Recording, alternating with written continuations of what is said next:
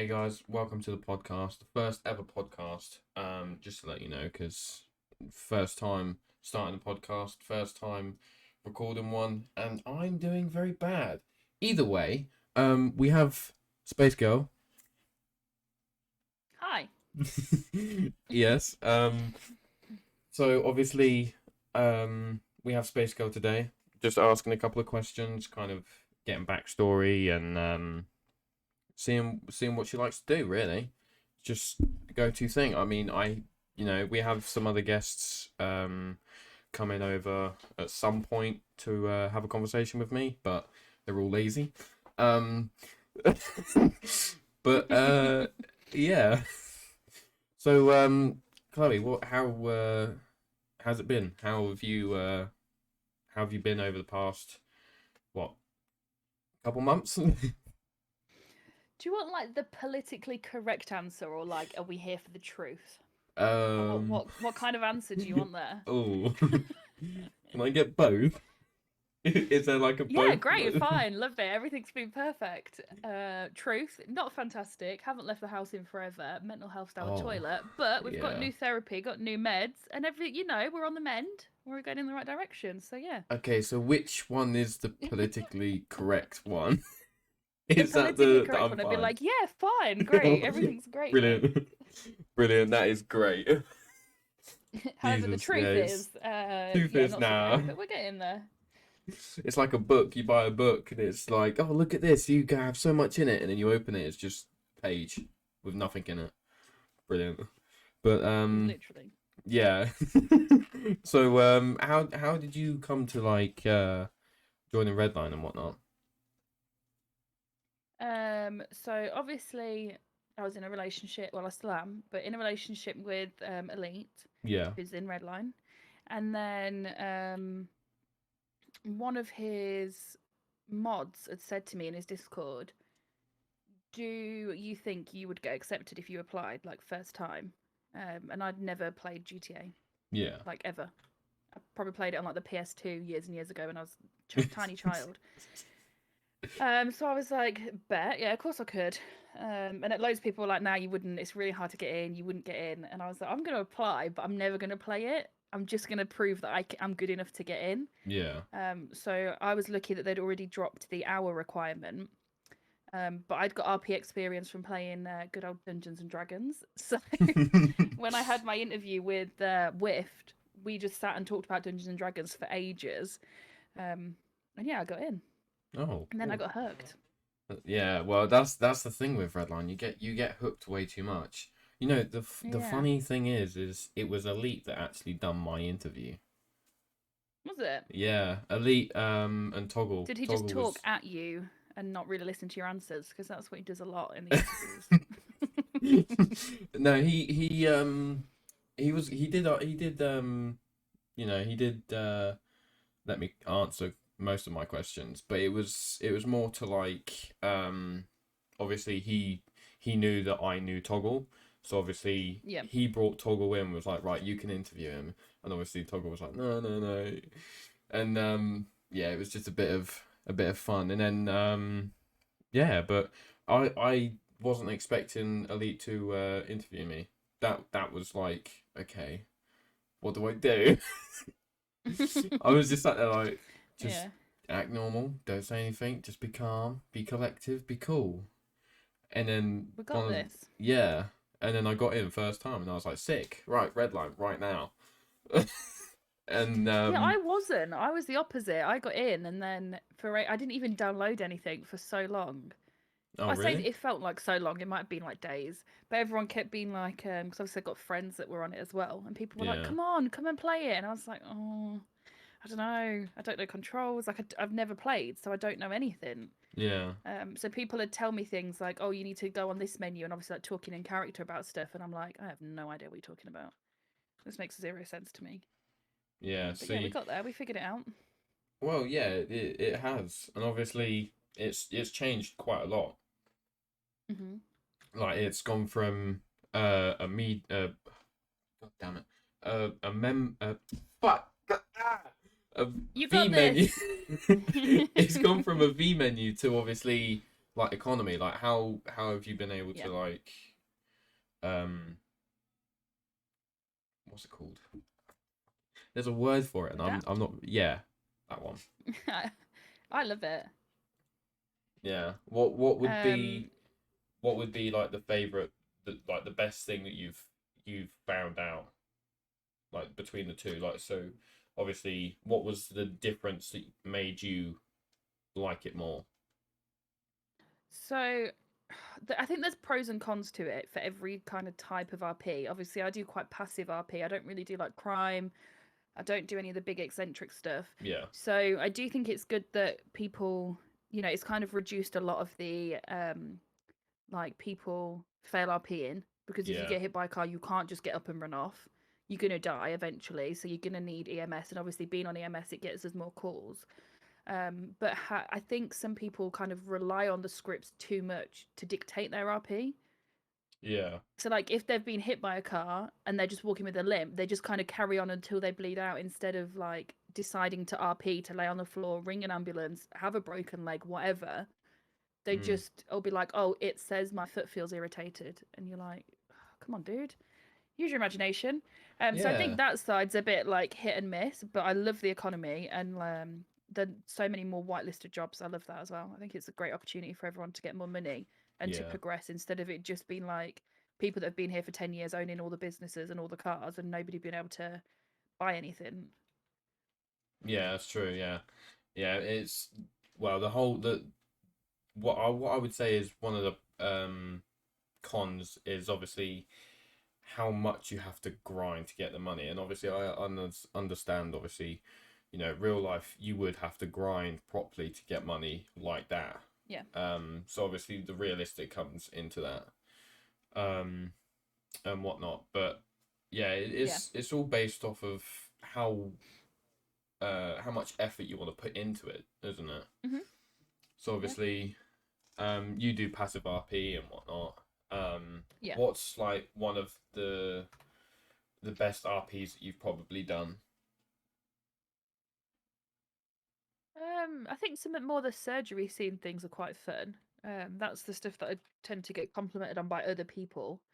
Um, but people tend to just enjoy the passiveness of it. Like, they just come in to be a machine, sitting and having a coffee and a chat and just like hanging out, Yeah, instead of just being an idiot and like running around robbing every shop you see, or like, there's nothing wrong with that. But like, realistically, in the real world, not everybody is a bank robber, you know? yeah, yeah. That's true. That's Um, true. There's a lot of people that run around and just kind of cause mayhem, but then I think I've only seen like a couple of people, like a handful of people actually do passive RP. Obviously, yeah. I do passive RP, but then I also do just a bit of criminal, just Mhm. to kind of get, you know, each side of it, like a You can point of still do view. crime passively, though, you know? Well, yeah, that's true. It's true, but I don't. Like, I wouldn't say you're like extreme in it. Like, you're still realistic when you do your crime stuff. You're not like, Yeah, I don't know, you're not going too ATT with it. You're not on like the no hate, but you're not on the like a lineup level of craziness. yeah. No, he's You know, he's yeah. love your lineup, That's but crazy. you're not. The way, yeah, the stuff that he does, it's you look at it and you're like, how in the world? What he Yeah. must have someone that's like thinks of these things like do, or he must like go through the comments and just like pick which one he finds the most funniest. Like, Let me just give you a little bit of inside information then. oh, oh, how I think how I'm gonna. inside? Oh, I'm. What are you gonna do? Shoot me? You have to catch me. I'm like a bleeding whippet. What, in No, an it's not EMS that. It's not truck? like juicy. Yeah, I'm actually currently driving around in a truck with an octopus on the side. Oh damn. Um, so Elite, French, and Alana, they all have like little notebooks that they literally carry on them all the time. So whenever they have an idea, they write it down. Oh, that's to be fair, that is actually pretty like sensible, if But that it's makes like, sense. if you're It's sat on the toilet, are we allowed to swear, by the way? yes, we are. Okay, so if you're sat having a shit and you think, oh, this would be a really good video. Not having a shit would be a good video, but like you have a thought and you think that would make a really good video, but you know, by the time you've got to the toilet, you've forgotten about it. Yeah. You've got your book in your pocket, you can write it down. Yeah, that's true. That's true. Yeah, because probably by the time that you've finished, you'll be like, what was I thinking again? Yeah, what was that idea I had? Because I'm pretty sure somewhere in a science book it says while you're on the toilet you think of, you know, things that you can do. You know, like your mind works better. I don't know if that's actually, Yeah. you know, a thing or what, but somewhere in the book it says that. Where if it's fiction or non-fiction, I don't know and I don't care. I know that it's in a book somewhere. We're going with it. We're going Yep. to claim that it's fiction. Yep. Non-fiction, whichever one means true. That's Yeah. what it is. Exactly. That one. I think it's non-fiction actually. Fiction I think is like a Fiction's made up, isn't it? Yeah, I think yeah. Yeah. So yeah, I never actually paid attention in school. That's why I can't speak English. I can't spell. I could do maths if it's like 1 Oh, plus I can't 1. do maths. No, I'm no good at maths. If it's anything like 20 square root of 24, I'm like, yeah, Siri, tell me. But even Siri don't even know. He goes, oh, this is what I've searched up on the web. Well, Why asked that's you? what happens when you have an Apple product, you see, not a Samsung product. Well, I actually have 2 Apple products. I've got 2 phones. One for work and then one for obviously my personal use. But Yeah. yeah. So what? Obviously, talking about phones now. What is your preferred phone? Is it Apple, Android, Samsung? What's the other one? No, I'm a Samsung girl. Well, Android in general, but I've got the S22 Ultra. Yeah. Yeah. That's yeah. my phone at the minute. But I had it from pre-order, and I'm not gonna lie, when I first got it, I was a bit disappointed because it was supposed to be their like flagship phone. Yeah. But there was a lot of stuff that was like buggy on it. The camera wasn't kept like bugging out and would just fuck with the phone every time you tried to use it. But they've had a lot of updates since then, and now I love it. Yeah. Yeah. That's true. Obviously, I feel like with your like, have you kept any of your old phones? Like, have you got like a Samsung from like 3 years ago or whatever? Yes and no. Like whenever I get an upgrade, my mum always has my old phone. Okay, yeah. So like, yeah, my mum has my phones. And is it would you say it's still the same speed as the one you've got now, Yeah. or would you say it's a bit slower? No, it's exactly the same. The only difference is the camera quality. Obviously, they keep improving the cameras. Yeah. I see that's the thing with Apple is they update it so many times and it slows all the old phones down, and it just makes like I've got an iPhone 7 in my drawer that doesn't actually turn on. It physically it just shuts itself off. It shows the Apple sign Yeah. and then shows like obviously my home screen, and then I go to use it and it turns itself off. It's just like it's not even calculating it's an iPhone anymore. It's really weird how Samsung can have a phone that's like 3-4 years old and it be the same speed as one that's brand new, whereas all the iPhones, yeah, they're brand new, they're nice, they're fancy, 3 cameras. I'm waiting for the 4th one, you know, and all of that, but they die so quickly. Like it's probably about 5 years, and then 5 years, like 5 years, they just die. There's nothing to do with it. Like it's weird. It is really weird, but there's only so much that Apple can do. But you know that they buy their parts off of Samsung? Well, I didn't know that. No, I didn't actually. Yeah, so I worked for EE for a little bit, and I mean a little bit. It wasn't long at all. A week? A little bit longer than that. I was on sick for longer than that because I broke my ankle and couldn't work. Oh, But, fair enough. like, I pretty much did my training and then broke my ankle in the middle of training, and then started doing YouTube, so quit. But yeah, so whenever Samsung develop new security or new camera lenses, new screen protect, like whatever it is, they have a contract with Apple and they sell all the old parts to them. So Oh, you know when okay. iPhone people like it happens both ways. Samsung people sometimes are like, "Oh, Samsung's so much better," and I'm like, "It's just different. Like they're all the same. It's just whatever you find easier to use, you know." Like my Yeah. dad is Apple, and if I gave him a Samsung, he's 60, bless him. He wouldn't know what the hell he was doing with it. Yeah, I Whereas my feel mum like is Samsung and can't use Apple, so it's just whatever suits you. yeah, I feel Um, like once you've gotten used to something so mhm. easily, when you try to change it over, it's just like, oh, how do I use this? Like, I mean, I've had multiple phones. Like, I've had Samsung, Nokia, um, iPhones. I've had this other phone that wasn't even English. I've had Spanish phones. I've had all these other phones, and some of the phones I didn't know what I was doing, and some of them was like, okay, so that does this, and you know, but for the past probably what 10 years, I've had iPhone on me all the time. Um, Yeah. but yeah, that's just obviously how it's come about. It's just whatever you're, like you said, it's just whatever you're comfortable with.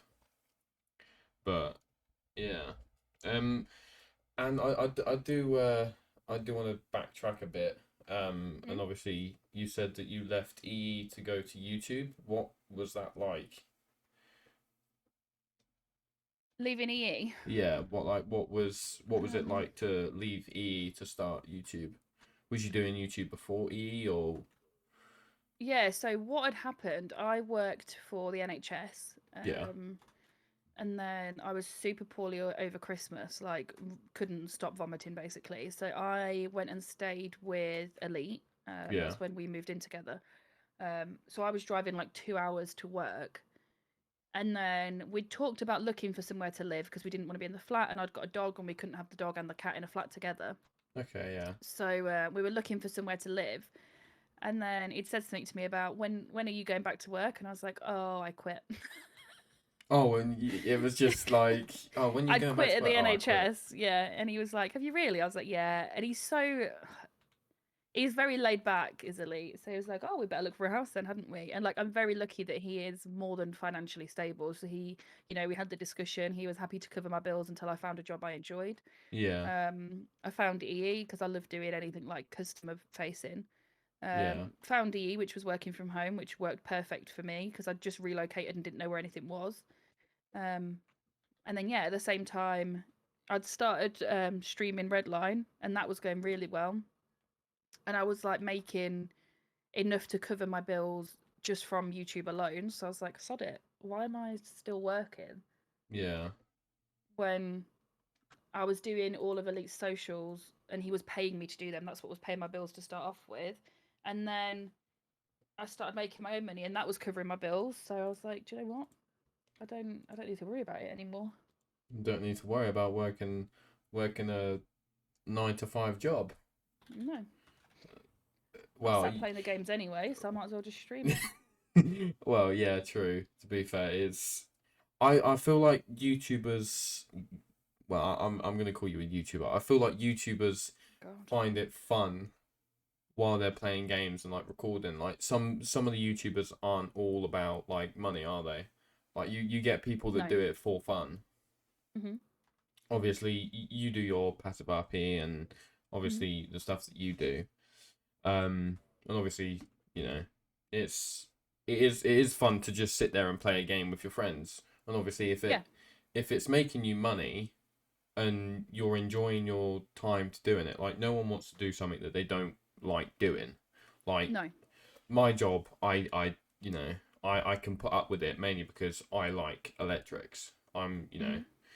and obviously I put up with it because I like electrics, but I don't like how it's brought about.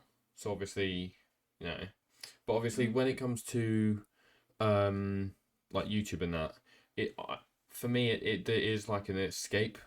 It's like you go live and you've got people that can watch you and basically just kind of interact with you and just you meet new people. Yeah. It definitely kind of has its pros and cons. You have them days where you think, oh, I can't be bothered. I just want to like sit and talk to my friends. Like, I'll be sat in like Yeah. we've got little secret discords and stuff, and there'll be like me, Beckham, Nat, whoever, and we're all just sat chilling in a VC, and then you think you've got your music on, and you think, "Oh, I've got to stop listening to the songs I like. I've got to leave this gossip conversation." And but then the second you click go live, and all your little community is there, and everybody's so lovely. Like I'm really lucky with the people that support me, and I don't have like any toxicity. Like we just don't stand for it, and everyone's just so lovely and supportive. Yeah. So the second you click go live and you've got like even one person saying hello, you're like, oh yeah, I love this. I'm so lucky. But you just have that moment of like FOMO, leaving all your friends and like, oh, I want to sit and talk and find out what's going on with everybody. And Yeah. but yeah, it's worth it. Yeah, yeah. You meet so many new people, and it's Hmm. like how do you feel like when someone new joins? Like, do you feel like you want to kind of just like I don't know. Do you feel like you want to be like more excited, or like is there something that you feel when someone joins? What joins a live stream? Yeah, like joins. Say it's like their first time, and obviously they've just found you off of either I don't know if you have an Instagram account, Hmm. but say they found you off of your Instagram account, and they're like, "Oh, I'm new, nice to meet you, blah blah blah." Is it like your community just kind of bombards them and says, "Oh, hey, welcome, blah blah, welcome to the stream," and they kind of just make them comfortable, or Yeah, so I've got my like regulars that are there kind of day in day out, no matter what time you go live, how long you're live for, they're there, they're supporting you. I think every streamer or creator has those people that no matter what you do or where you do it, they're there supporting you, and that's kind of like the backbone of your job. And yeah, then you have people that will kind of watch you religiously but don't talk. They might be watching on the TV, so they're not involved in chat, so you don't know that they're there to talk to them. yeah, And then, like you say, you have when new people join, and obviously at that point, all my regulars will be like, "Hi, hi," because of stream delay. They'll be yeah, saying hi sometimes before I am.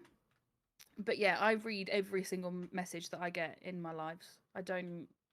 I'm very lucky that I'm still small, so I'm at that stage where I can still talk to everybody. It's not like when somebody big goes live. It's not when Elite goes live, and if he tried to read every comment, it wouldn't do anything in game because yeah. it's He'd just be that he'd be many sat there in comments. hours. He'd be sat there for hours trying to Yeah, read and he'd have to literally go up every 10 minutes yeah, just to read for the next hour. exactly.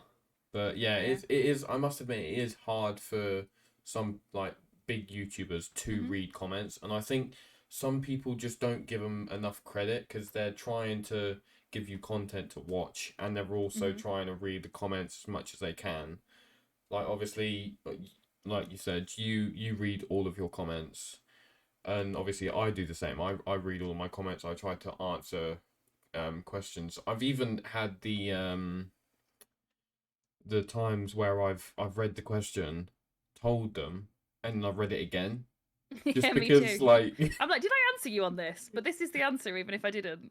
yeah, like it's just I think for people that are like small YouTubers, I think when it comes to something like that, we're just kind of we just well me personally, I want to keep talking so that it gets people that have just clicked on. If I'm quiet, they're gonna be like, uh, you know, and they might not Mhm. say anything. But if you're constantly talking, you're constantly doing this, doing that, and you're running around and you're looking after someone, or you're doing this, or you're explaining something, or you're laughing, they'll more likely to be okay. This is kind of cool. Let's like leave a comment. Like I must Yeah. admit, I leave comments on everyone's live stream if they're going live. Like obviously, there's been times where I've had Redline open, and I've had a LANIP on my phone, or I've had Elite on my phone. I've had Elite on my phone more than I have a LANIP. I don't know if that's weird or not, but um, that's how many times Mhm. I've watched Elite. um, but yeah, I've had him on my phone, and obviously I've had him in the background, been doing like my own stuff, like the lumberjack job and stuff like that.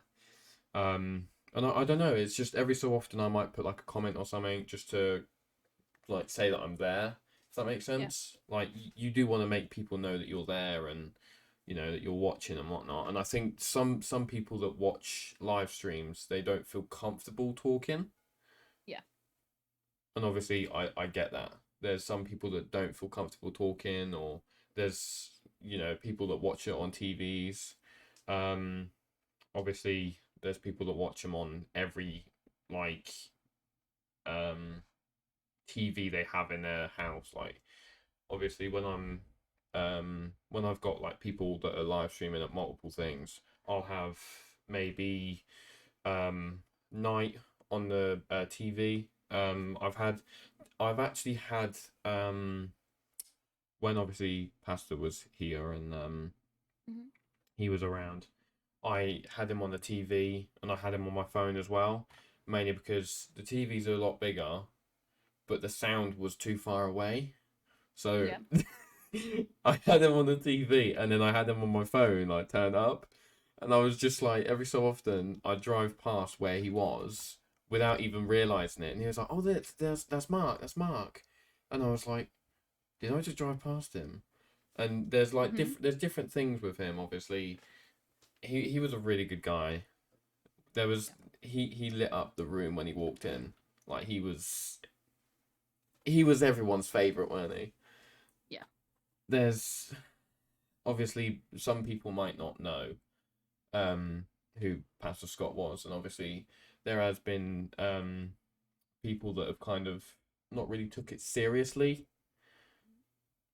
I'm I not think a lot of naming any that though names, was but kind of overshadowed by somebody faking their death beforehand. yeah, So that kind of raised questions then when the information came out about Scott, because people were like, well, hang on, we've just heard this about somebody else in the community and it was a lie.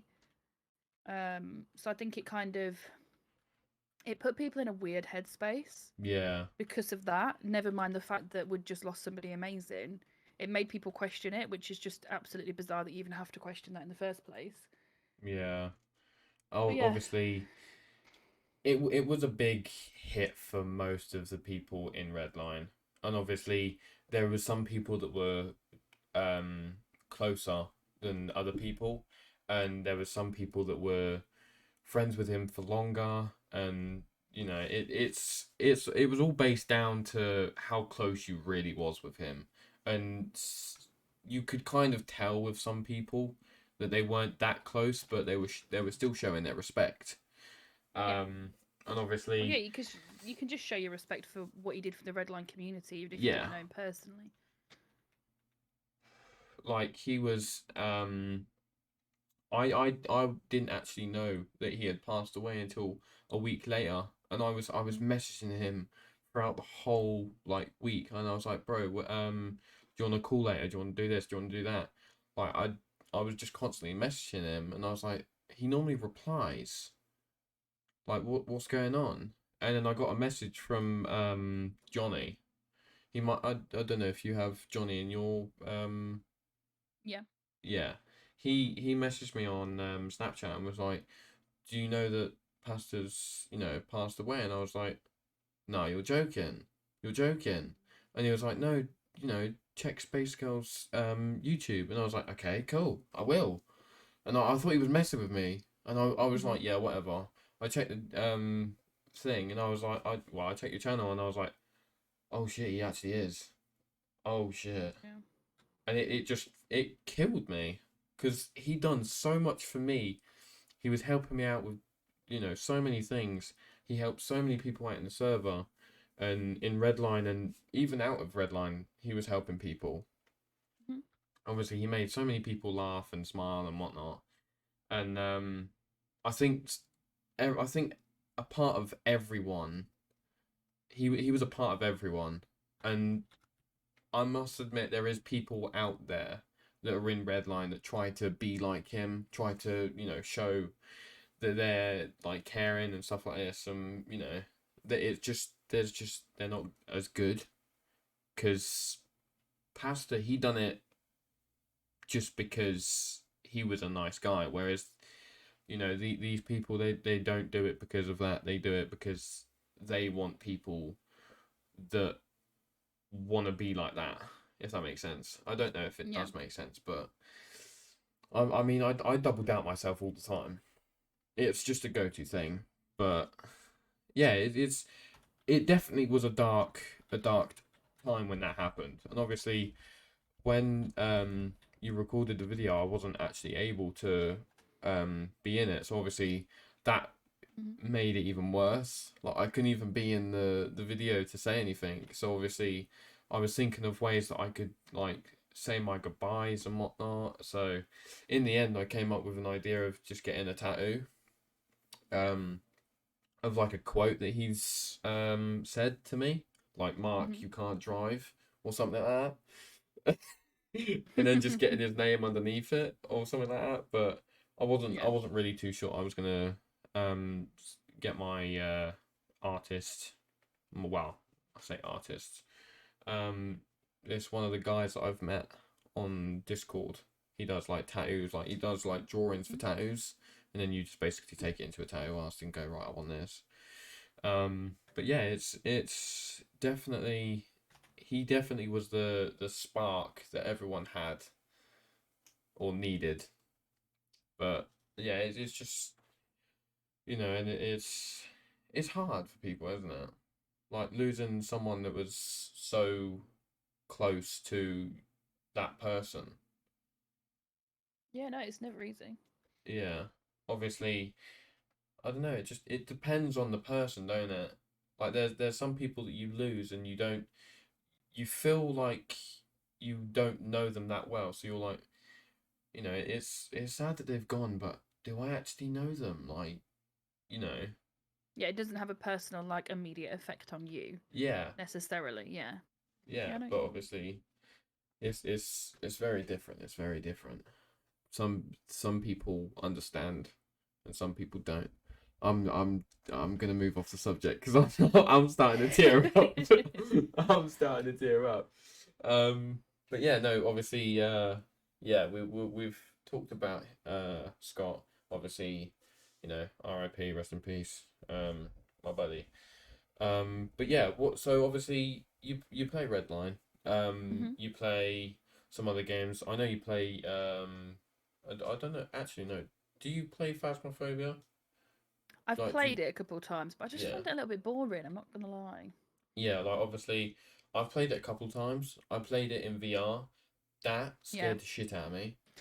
Yeah, I played it on my own in VR, and it was the first horror game I'd ever played, and it was scary. And I literally was sat on the floor in the flat, like Elite was sat on his desk chair, and I was on the floor between his feet screaming, and he was like holding on to me because I was like, "Don't let go, don't!" Like I was freaking out. But then like over October, we played like me and my friends, we played so many scary games, and like ones that were really high rated for like fear factor.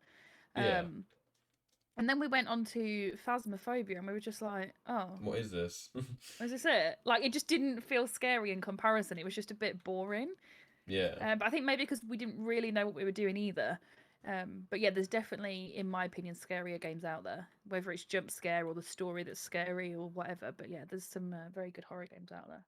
Yeah, definitely. Like, there's like what horror games have you actually like played?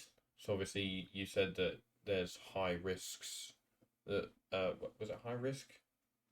More like high fear, Yeah, yeah, yeah, like high scarier fear. ones. Yeah, I think some of the best ones we did were Devour. That was so like genuinely scary. Like the first couple of playthroughs, but then you get used to the jump scares and stuff, and then it's not scary because you know what to expect. yeah, Um,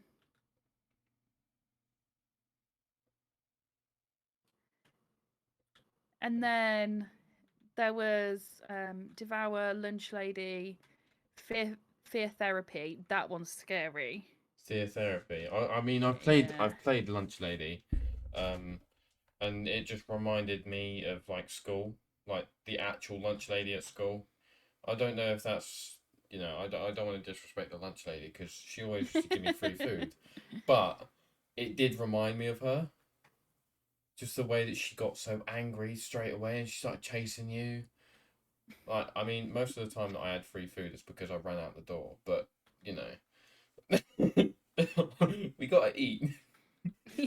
Boys gotta eat, Yeah, there was. I must admit, it was. Well, I mean, when you was obviously in school, did you have like this like lunch hall where you had to Hmm. pay, however much to get like a sandwich or something. Like, did you have did you have to pay in cash, or was it like done with a thumbprint or something? No, God, I didn't have thumbprints and stuff when I was at school. I mean, I had a thumbprint, but we didn't have like thumbprint readers or anything. Um, so yeah, we know we paid. You just paid cash.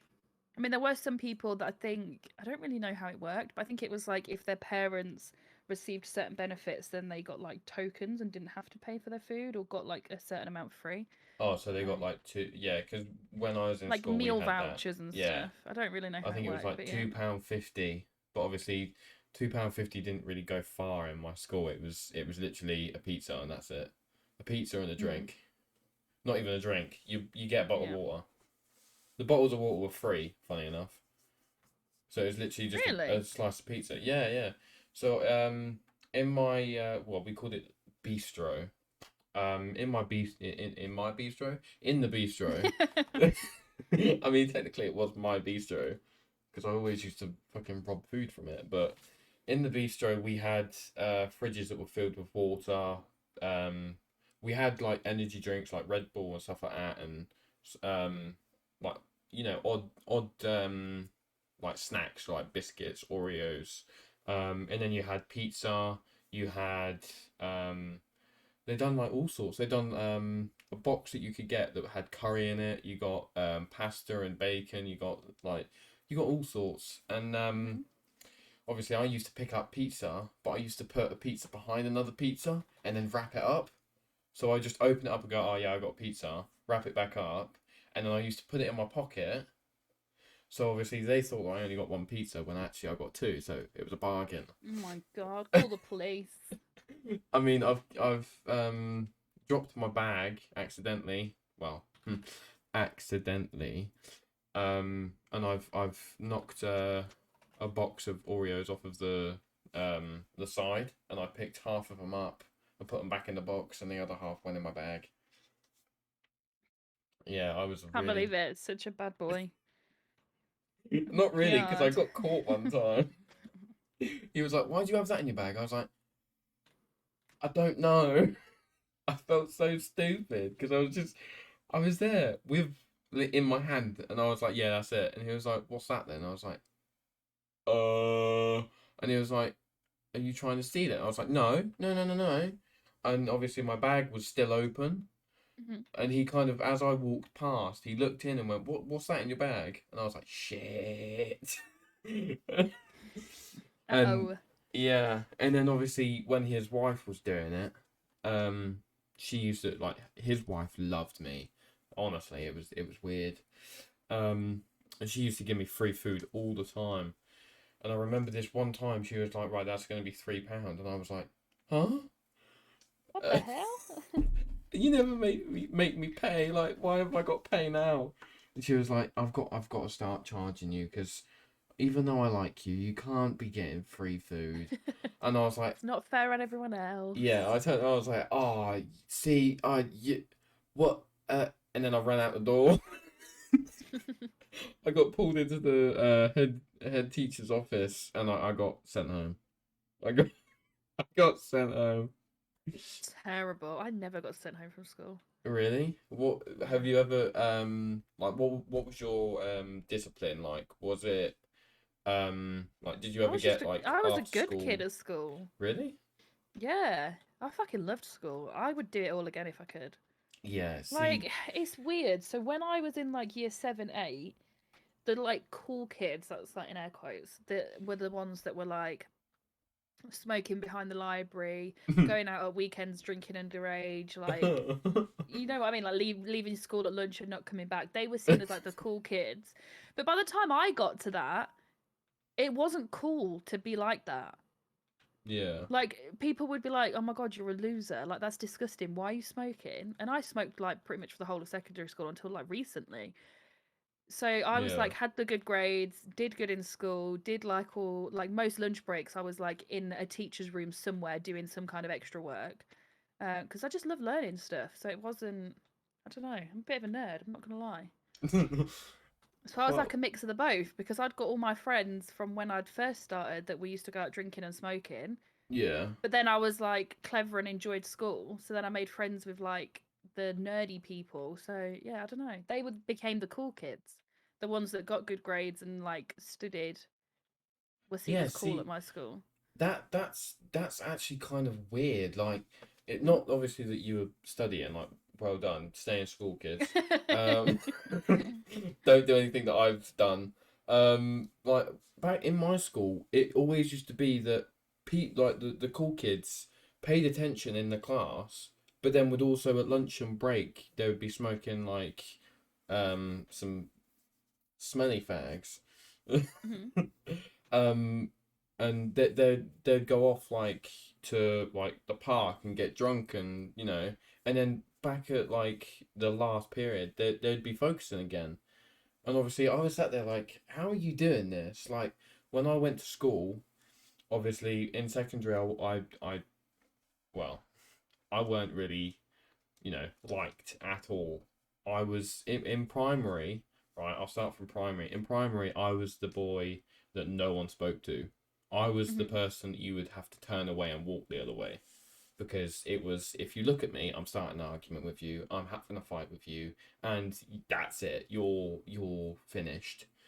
Like, Mm. even the teachers would like stay away from me, and if I put my hand up in class to ask something, they'd be like, okay, is this a serious question, or is this, do you want to go to the toilet again? And it always used to be, can I go to the toilet? It was never asking a question. And obviously in secondary, because obviously I went to two primaries, so obviously I Mhm. went to one primary. I left that primary, but the head teachers turned around and was like, I'm kicking you out. But my mum had already taken me out, so it didn't really matter. And then in my other school, um, obviously, school crushes and that, it's a big thing that I messed up with. um, yeah, I was very very bad. I was trying to get with someone that wasn't actually, you know, looking for anything, so I was basically just wasting my time. And Yeah. I actually think she had a boyfriend, but I'm not too sure. But I'm friends with her now. But it's, I wouldn't get with her now. But secondary came along, and obviously I didn't want to go. So obviously my buddy Jack, which people that know me know who I mean by Jack.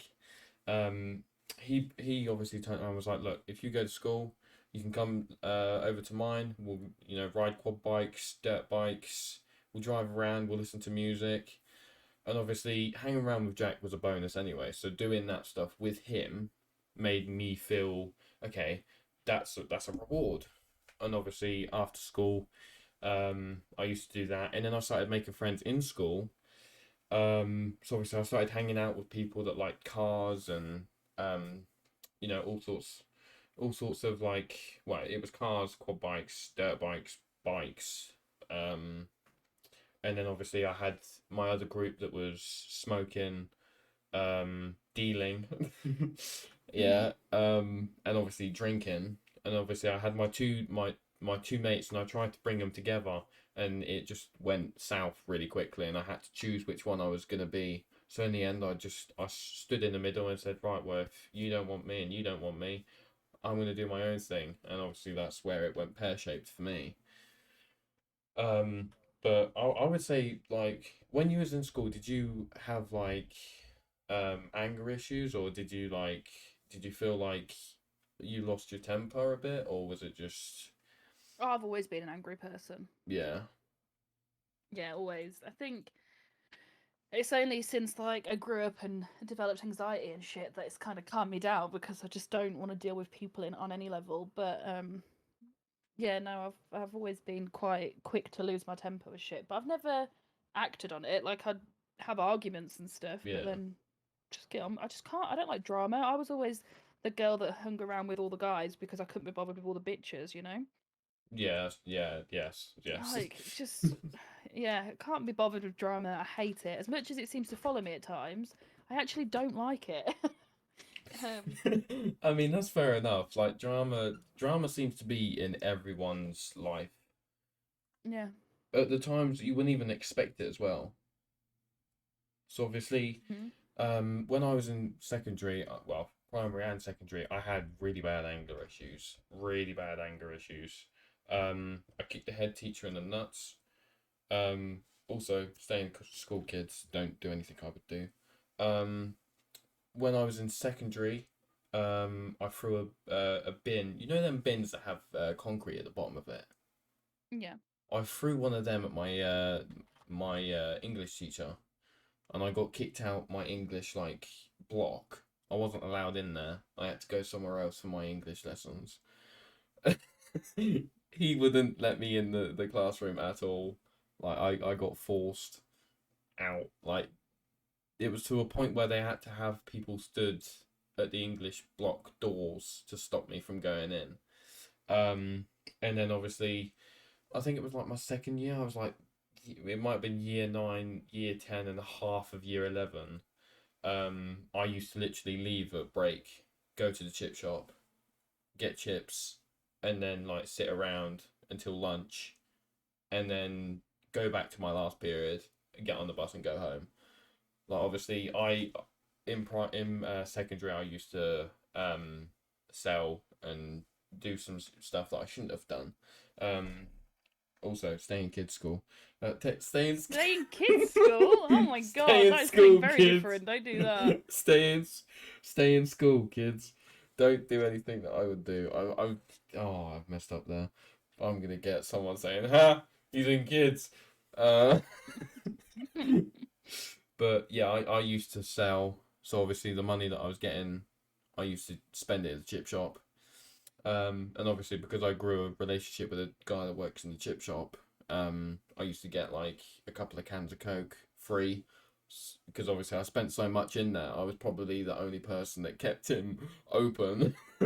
Like Yeah. he never used to open until about 12ish, and obviously when I started going to his fish and chip shop, he opened like 3 or 4 hours earlier. Like he used to Mhm. open, I think it was like 10:30, because I used to Mhm. get there at about 1:45. So he'd cook the chips, and I'd literally walk in and go, "All right, yeah, can I get the usual?" He was like, "Yeah," and he'd have it all wrapped up and a couple of cans of Coke ready for me, and I used to sit there for an hour like just talking to him. But yeah, and then one of the teachers found out that I was going there, so I obviously left this time, walked down there, walked into the shop, and the guy went, "I don't think you should be here." I was like, "What do you mean?" And I turned around and I looked and I saw the head teacher just sat there with a cup of coffee going, "All right." I went, "Ah, no, I've been caught." So I ended up having to go to co-op. Oh, not the co-op. Yeah, it wasn't the best because the chip shop was the best. Like I used to get like people take the piss out of me from like me going to the chip shop. I was like, "Oh, I'm gonna go to the chip shop," and they was like, "Ah, you're gonna go to chip shop." Like they used to take the piss out of my voice because I sounded really squeaky back then. Um, I just realised I made my voice really deep, and I don't even know why. But yeah, it's I don't know, history in my life. It's probably the part of the reason of who I am today. Like I don't like you said, I don't like drama. I try to stay away from drama as much as I can. And obviously this past 2 or 3 weeks it's been, drama in real life Mhm. and out of in Redline and in obviously a couple of other servers that I've joined and I've been in. And obviously you've got mine.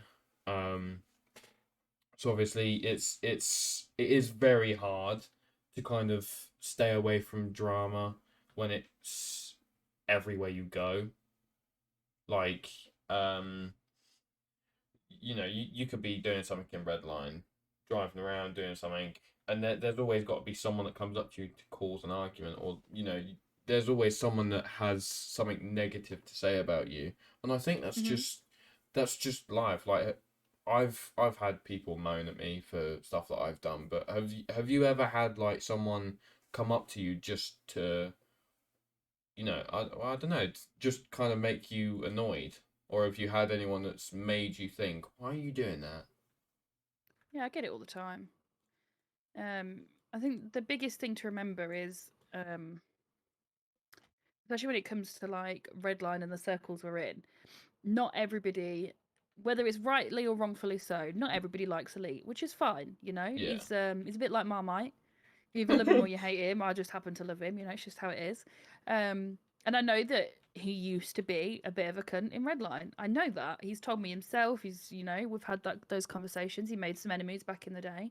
Yeah. But obviously, because of like the level he's at now, as in like with being senior admin, and obviously he's really good friends in real life with Alanup. Yeah. Um, I've I seen think, videos with yeah, like I think the people like see him as untouchable, so they try and yeah. get to me to piss him off. So it'll be people that have got like issues with him, but they'll take that out on me Yeah, because obviously it's like you're because they can't get disrespecting him his kicked. girlfriend. You Like know, it's yeah. he's not gonna get a warning. Well, he could if he fucked up, but like he's not gonna get warnings and kicked. Yeah. But I can be very easily. So I think it's Yeah, I've yeah. yeah. I feel like there is some admins that take it to uh what's the word? Take it to the next level, I would say. Like there are some admins. I'm not, I'm not saying that Redline's bad. I love Redline. Don't ban me. Um but there is some admins that take the power that they have too far, if that makes sense.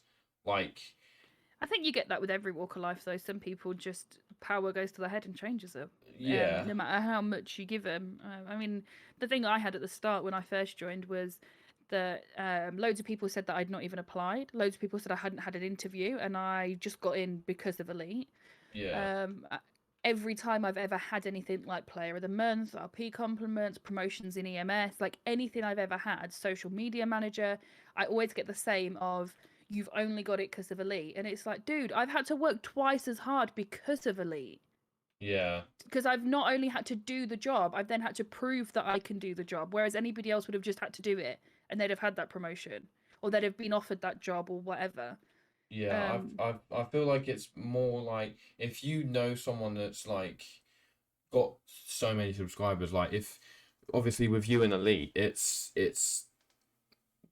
basically like, oh, you're only, you've only got in there because of Elite. You've only got this because of mhm. Elite. You've only got this, and it's actually not that straightforward. It's actually No. more of the fact that you've worked to get that far. Like, One of the yes, biggest things, it's Elite, like, like, I'll always say this when people talk about like shout outs and stuff. And I've even had it where like I've had one raid from Alana and I even messaged him after and thanked him, but I was like, please don't do that again.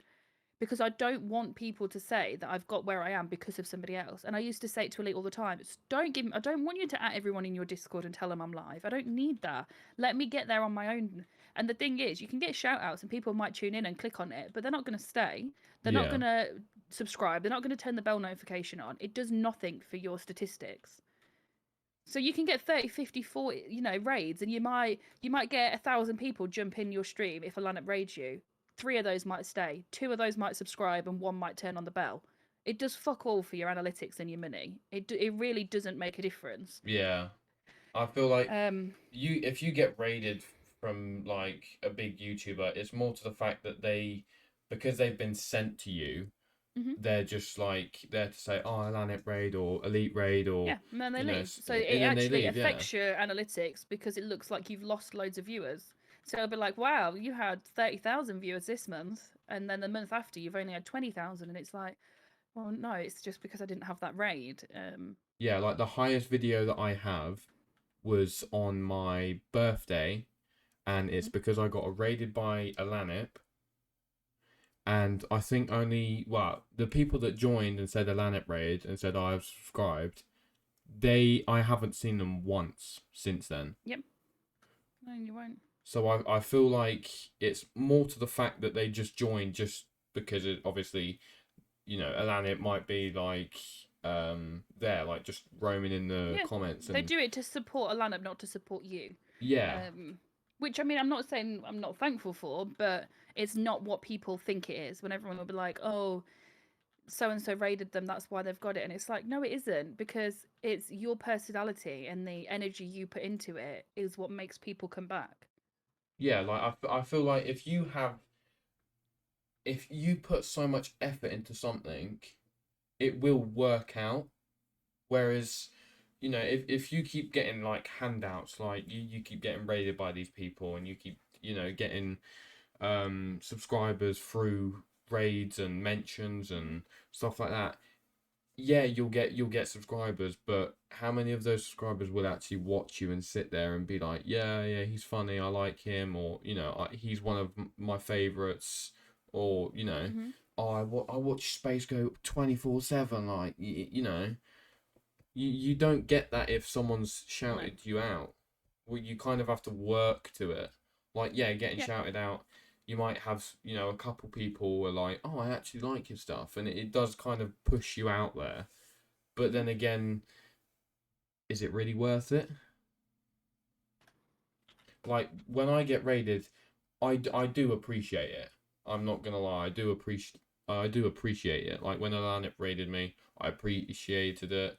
And obviously, even people that have, like two or three people that are watching them, like I still thank them. Like Mhm. it's, I'm not gonna turn around and go, oh, you raided me, you ain't even got enough subscribers, blah blah. Like I think it's the same with like the power. If like some people, if they have too many subscribers, it does get to their head and they think Yeah. they're on top, and that's kind of where their whole progress goes downhill. Is because they Mhm. think that they're top tier, or they're top G, or some like someone thinks that they're like Andrew Tate or something, and they're like, oh yes, I've got this much money, I've got this, I've got that. I'm going to be an absolute mother trucker and treat everyone like shit just because I have these many subscribers, these many followers, this many people buying my content, buying this, buying that, or Mhm. buying merch. Like, yeah, I have merch, but I don't post it out there. Like, if to be honest, I don't post my stuff out there like in other people's discords. I do it Redline mainly because people in Redline might want to watch people that are streaming it. Mhm. Um, but obviously, I've never put my link in anyone else's, and I think if my link has been in yours, it's not because I've put it in there. It's been other people that have put it in there, and even then, I don't even think I've actually been in anyone's. I shout myself out obviously on my announcements, and there's been a couple of times where I've put people's links in my announcements to kind of shout them out and promote them and whatnot. Mhm. But apart from that, I don't put myself in other people's discords because I feel like it makes me feel like I'm just going there and saying, oh, come over here, come over here, come over here, come watch me. And it does kind of make me feel like I'm about views, and it's not really about views. It's just the fact that I like talking to people and finding out new things about them. Yeah. Like, obviously you like live streaming just because you like meeting new people, don't you? Yeah. And that's basically Yeah, it's for the conversation. It's the support as well. The amount of people, like when you have people that have been, say struggling with their mental health or whatever, and then they yeah, come in the chat and they're like, "Oh, watching your streams has really helped me. It's done this, that, or the." It's such a humbling feeling, and it's just so amazing to think that you can have a positive effect on somebody else's life. yeah.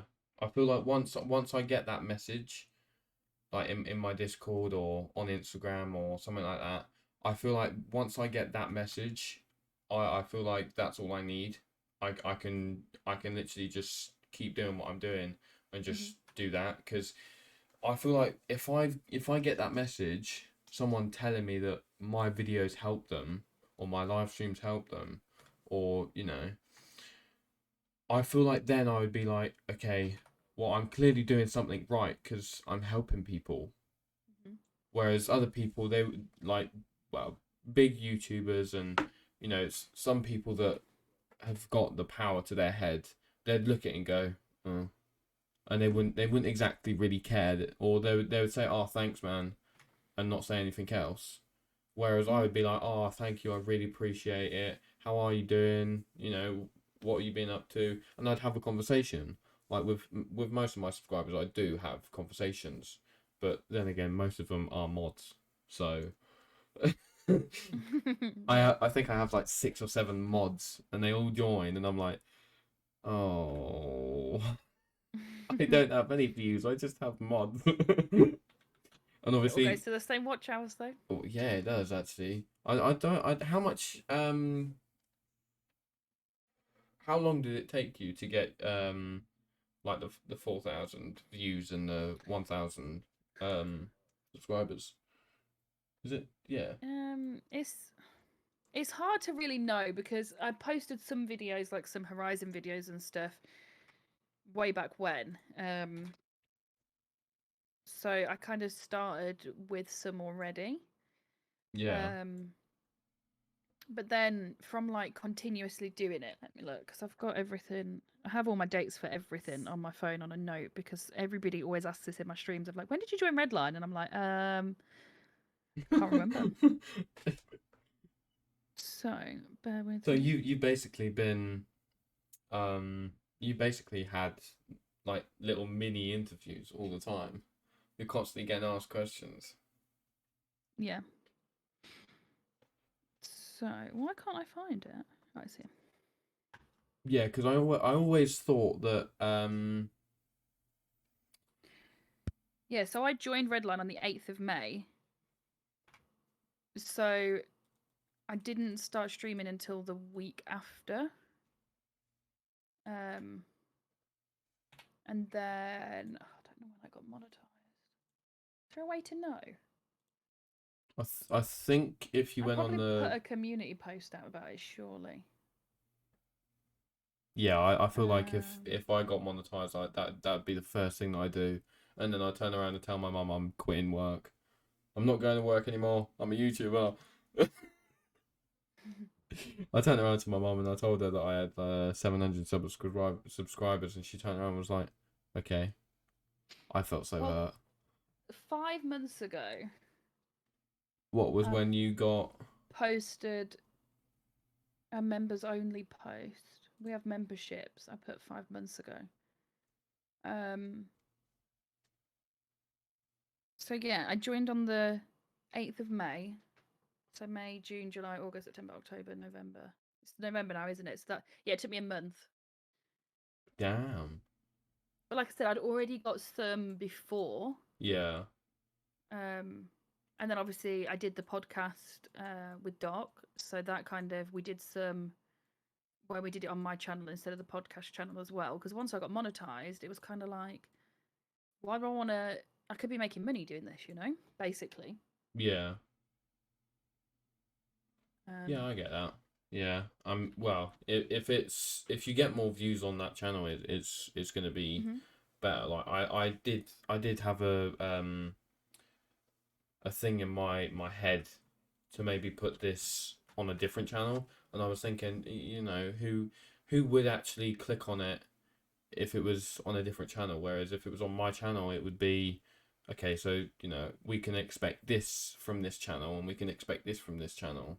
So obviously you've got podcasts, then you've got series of games, then you've got obviously horror games on weekends and stuff like that, and you can like just sort it out with your playlists and stuff, can't you, and get yeah, things organized that way.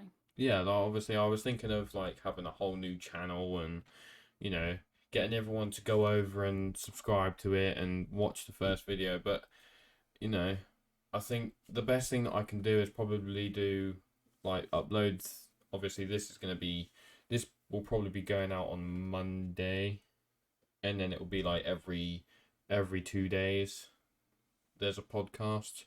And obviously I was thinking of doing like a live podcast at some point, just so that it kind of gets everyone watching, and some people that have joined from different people that have been suggested to watch it, and like obviously if you live stream it, you have people that can ask questions in the chat as well, so you can kind Yeah. of just go off of that as well.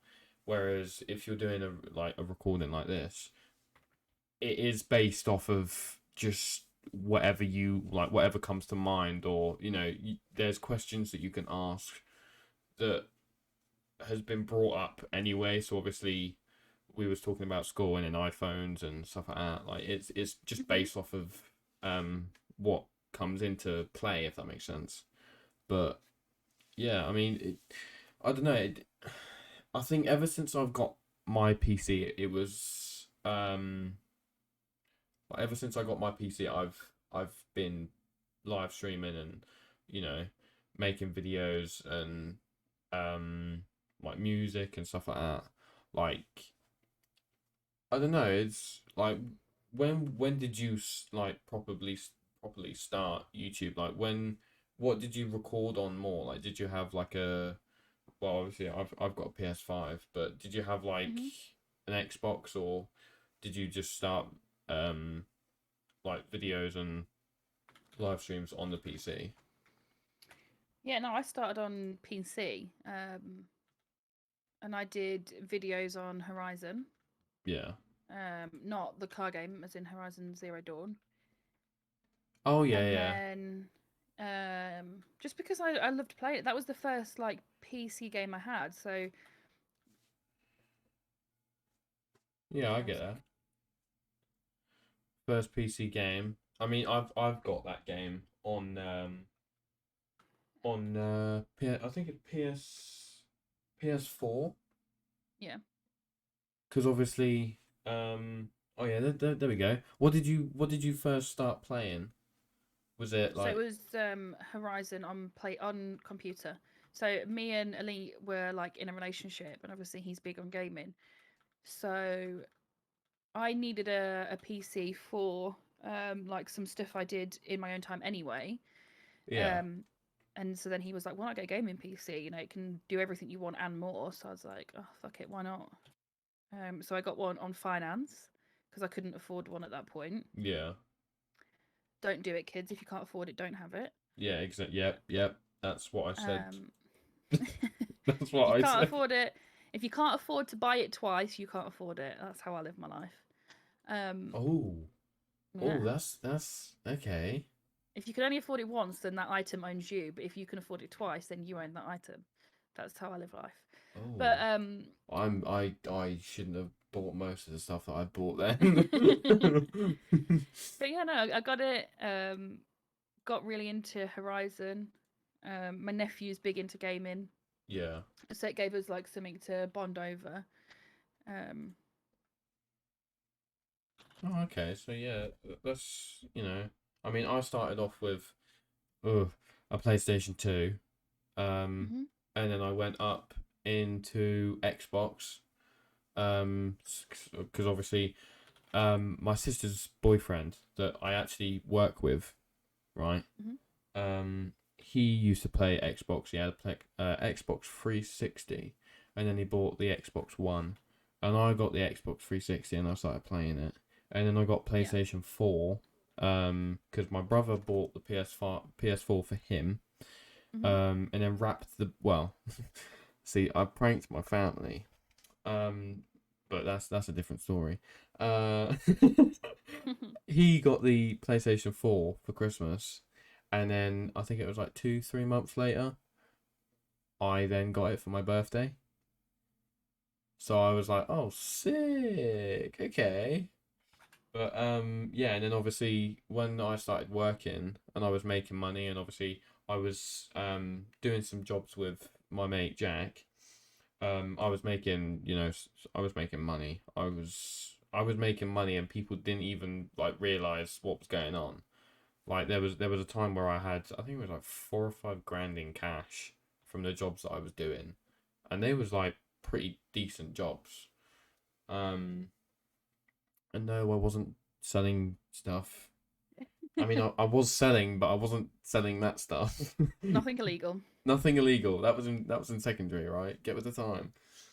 Um, so obviously I started spending it, because obviously I didn't really want to have, you know, that much money on me. So I bought, obviously, like I started doing up my room. I started painting my room. I got like a new TV, speaker, PS5. I actually built my bed by myself. Like I built it. I made it out of pallets. And then I bought Nice. it's Euro pallets. You know, like the Hmm. when like food gets brought on a pallet or something. Yeah, yeah. It's like the pallets, but it's actually fairly decent. It doesn't squeak at all. It's firm. You don't get splinters because I've sanded it down and painted it, but Yeah, no, you know, my desk that I've got upstairs in the office, I designed and me and my dad made it out of pallets. damn. Okay. Yeah, that's. I mean, there's so much you can do. Like, there's so much you can make. Like, with my job, obviously, we get cable on like drums and that. So Yes, obviously, yeah. there's like drums that you can get that are like Yeah, we've made of got a big wood. table like at my mum and dad's that we like filled loads of the holes with epoxy resin, and then it's got like me and my mum and my dad's initials like engraved in it, and we have it for like when we have barbecues and stuff. But that's made from one of those drums. Yeah, like we have obviously I've got so many because I brought them home to make chairs out of them. Like Hmm. I've made like I think 2 or 3 chairs, and I was just literally just gonna spray paint them or paint them like black and like sell them on or like you know like burn them but like make it look nice and whatnot. Like what's it called? Like a blowtorch. You basically like blowtorch Yeah, it that's and what then I've done it to my desk. looks Then like it'll. yeah, it looks really nice. But my mate is a bit stupid when it comes to that. He poured petrol on it and then blowtorched it and didn't realize that it was gonna burn. So it basically just burnt his chair, and I was like, you just burnt it completely. But yeah, so obviously I had all this money, so I was just buying stuff, and my mum was like, "Where are you getting this money from?" And I was like, "Oh shit, oh shit." So then I started spending money different ways. Started putting it into like trading and stuff like that, and making some money off of that. Didn't really make much. It was more like I was putting money in and it was failing. Yeah. Um, and then I started buying cars, and it was that was obviously how I started driving. No license whatsoever. Also, don't do that, kids, No. because you don't want to get in trouble. Or Um, die. yes, I mean I have had some accidents. Um, one including a pond, one including a river, one including a tree, and one including a curb, a bush, a field, and some other animals. I've never had a car accident. I have had car accidents mainly because I was driving stupidly.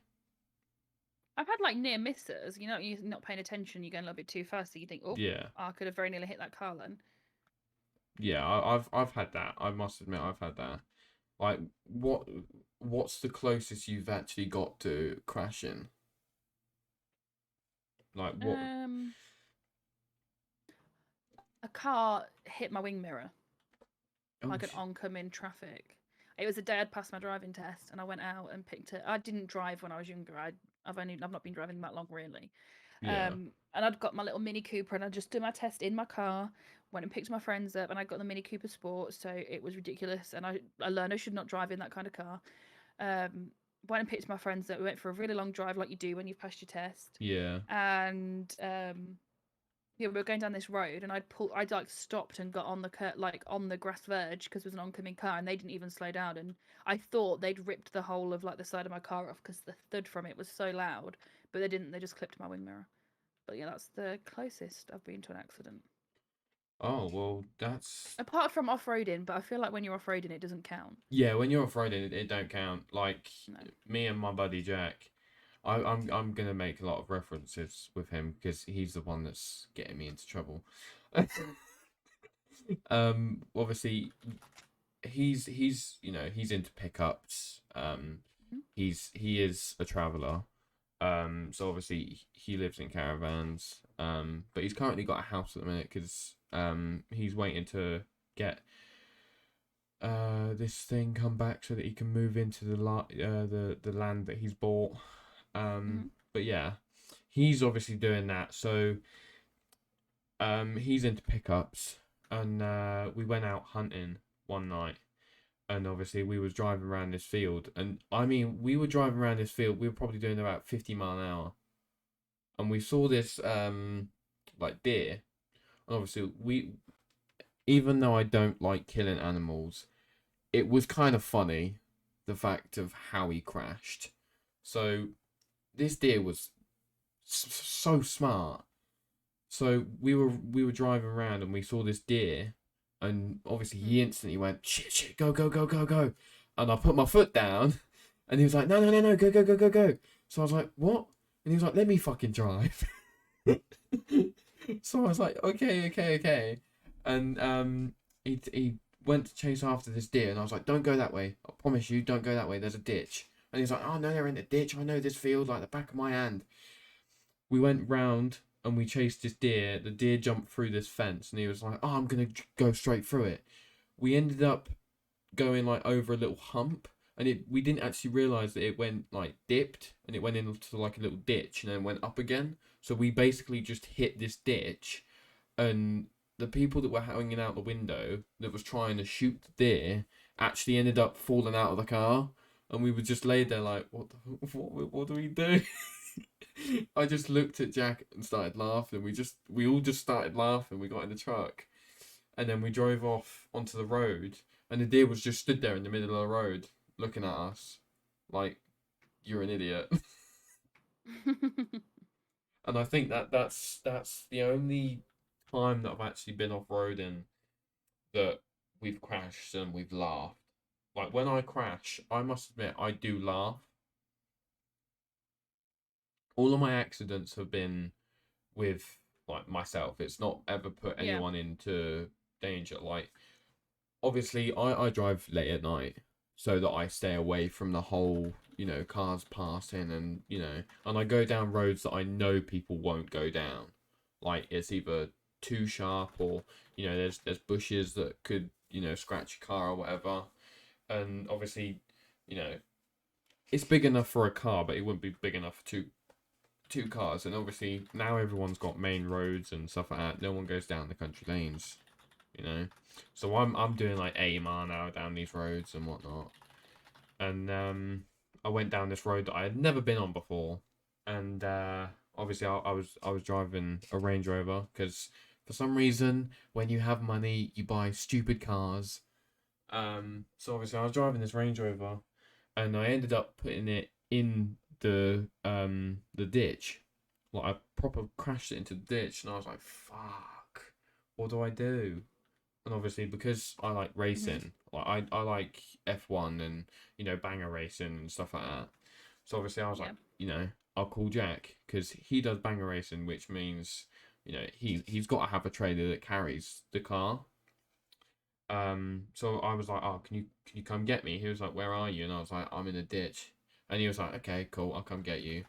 I wrote that Range Rover off, and I only had it what 2-3 weeks.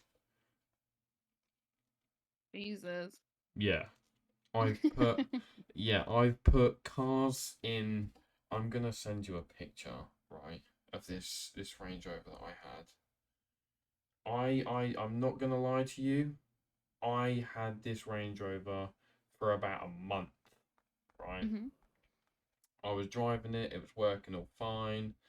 Um, there was no problems with it whatsoever. And I'll show you the one that I had previously, like within the last couple days. Well, not couple days, but like couple weeks or so. So this Range Rover that I've just sent you, that was the one that I had a bit of an issue. I wrapped it around the tree, mainly because I hit black ice. Oh, God. So obviously we was gonna go down this road, but it kind of split off in a Y, if you know what I mean. And we were going down this road, and he was like, "Oh no, we're gonna go down this one." And I was like, "Oh, okay." So I flicked the indicator on. I don't know why I did that because I don't normally do it. And I went to go, and I've just felt it kind of steer, like oversteer, and I've kind of felt us go sideways. And he's went, "We've hit black ice. Just take your hands off the wheel and just let it do what it needs to do." And we hit the tree, and we dented the whole side of the tree and everything, like up against like the back where the back door is. So it Yeah. smashed that window out, and we drove it home, but it was just limping and limping and limping. It was just, there was no way that we would have been able to um like drive it anywhere. Like it was horrendous. And then obviously because that we kept that car, mainly because we like to work on cars and do stuff. So we took that engine out of that car, and we put it in um this other Range Rover that I'm about to tell you about. So this Range Rover, we was going around the corner. Well, I was driving, and this was the new one. He bought it. I think it was like 2 months, 3 months, and we was driving, and he was like, "Oh, put your foot down, put your foot down," and we've hit this pothole. And this pothole, I mean, it was God. it was a big pothole. Like it was like, you know when you hit the pothole and you go ooh in like a really small car, it felt like that in the Range Rover. It was completely like gone, and obviously I felt the steering go right really weird, and then all of a sudden I've just hit the verge and gone into this river, and we're sat there, we're like fuck, like it's going down, it's slowly like sinking, and we're like, what do we do? What do we do? And obviously Jack couldn't get out the side that he was on because it was like next to this like tree, and I'm guessing it was like every time he tried to open the door, it was just getting caught on the tree, or it was getting caught on something that was there. And obviously we had to get out and like kind of ditch it and be like, what do we do now? So that got brought back to his yard, and we switched the engine between the car that we hit the tree with that, and then we sold that car. And then a couple of months ago, I bought this, and it was only recently that I actually started driving it, probably about a week. I'm not too sure. And I was driving it around in Aylesbury, and it honestly, when I bought this, I had no money whatsoever. I bought it just because I like the look of it. Yeah, it's nice. So obviously I was ragging that around, and it sounded so nice. Like it was proper, you know when you hear something and it goes whoa, blah, blah, blah, blah, blah, blah, like it sounded proper good, and I was like, oh, I'm in love. Turns out I wasn't. But yeah, obviously, you know, I've had various different cars. I had a Volkswagen Polo. I've had an Audi A1, Audi A2, and an A3. I've had I think it was RS7, but that weren't really mine. It was more I was just driving it because the guy didn't want to drive. But it was more like he gave me spare keys to it, and he was like, "Look, if you want to use it, just use it." So it was kind of like a sharing car. Like I don't know if you share cars with Elite, but it was Yeah, we just have the one car at the minute. yeah. Like obviously, it's a white car, isn't it? The car It's the Volvo we've got. is it the long Volvo XC60. yeah, it's the one that's got the long body in it. Yeah. Yeah, I saw a video of it was either you or Elite that drove over a Me bump. driving it to a Lanox. Yeah. Yeah. Yep, that was me. Yeah, I don't want to be in the car when you do that. We're very different. Everyone always says to me like, oh, Ali can't drive. I bet he's horrible to be in the car with. And I'm like, in real life, he is horrible to be in the car with because he's so fucking slow. Yeah. I'm the one that gets the speeding tickets. I'm the one that he's constantly like, please slow down, and like clinging onto the little thing you hold in the, what's Oh it yeah, called? yeah, yeah. I know. He's always The he handle. hates me driving. Yeah. Yeah, my mates after the accidents that I've had, my mates don't want to get in the car with me. My family, so obviously when I was I had a very dark place. I went through, and we all have these type of moments. Like it was only a couple of days ago. I've had thoughts, but not really going to go into it because Mhm. that's another conversation to have on another podcast. But yeah, obviously we've had dark times. And obviously I didn't have no license whatsoever, and the car that I bought that my mum knew about, because my mum didn't know any about all these other cars that I was buying and crashing and whatnot. And the Mhm. one car that I did have that she knew about was the Polo.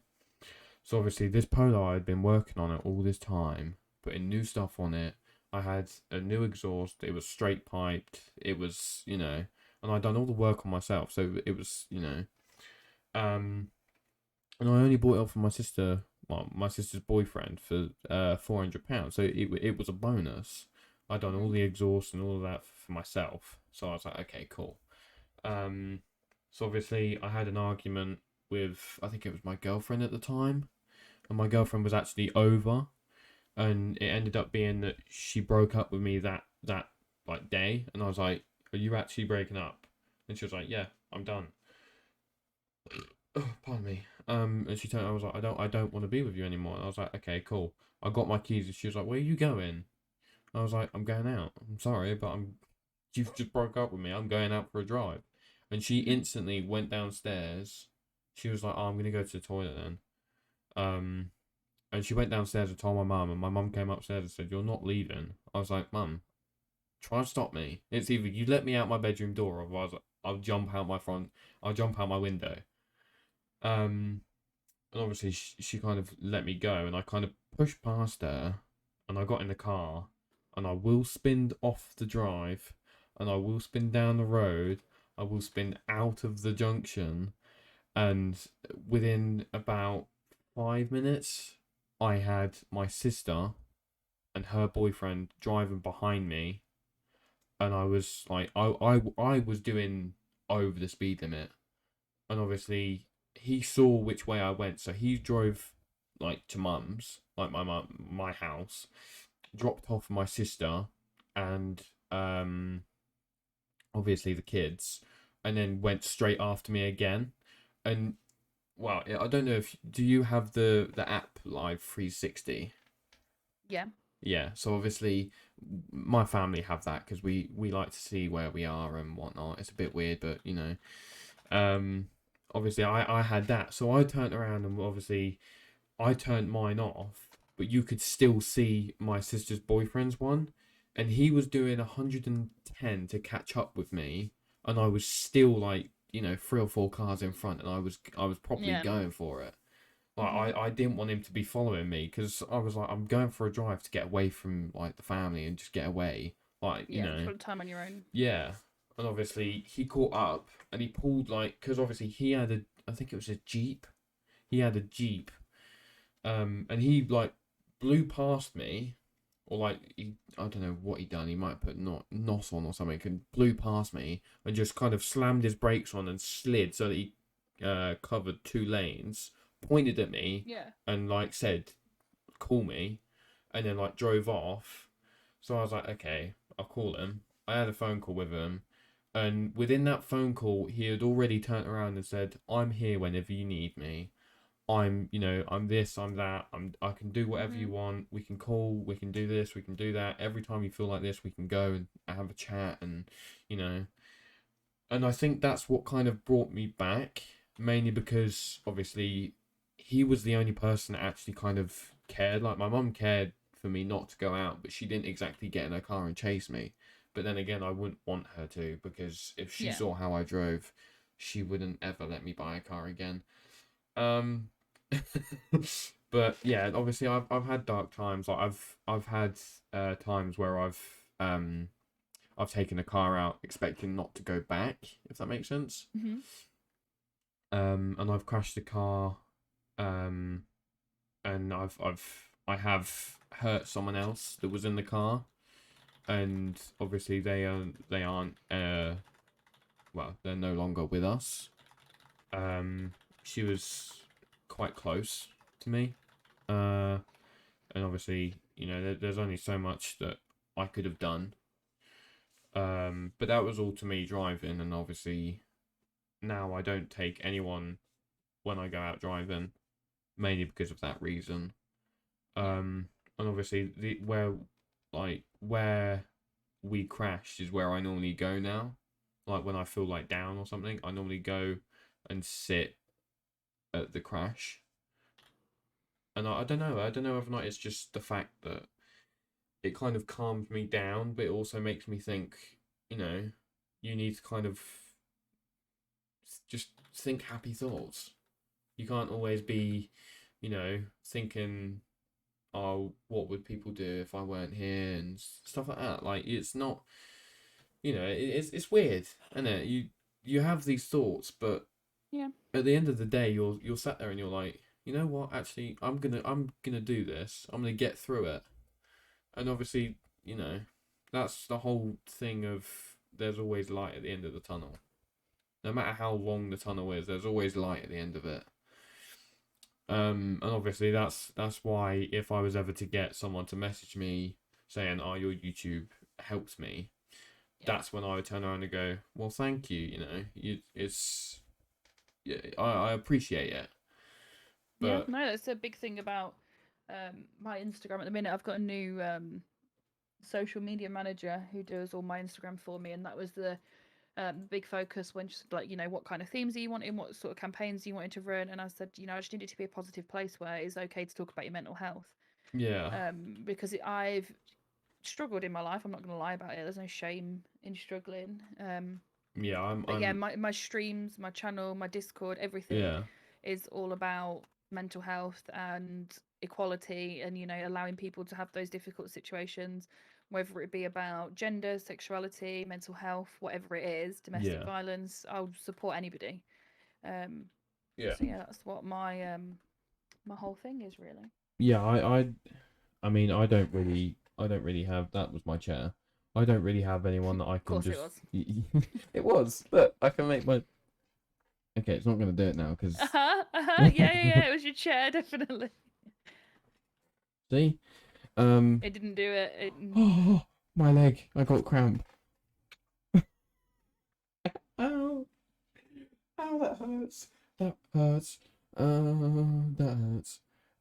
Yeah, but I don't really like. I don't know if it's just me, or if it's just the fact that I don't have anyone to talk to. Like I can't, you know, even though people say I'm here for you, blah blah, you know, you can talk to me about anything. I physically still can't open up to them, mainly because of my past. Like I've opened up to people and they've used it against me. Like when we've had an argument, they've turned around and was like, "Oh well, you've went out and tried killing yourself in a car," like you know. And I'm kind of like, well, I've told you that. I've told you that out of like trust, and you've just went and told someone and told everyone that I've done that, like you know.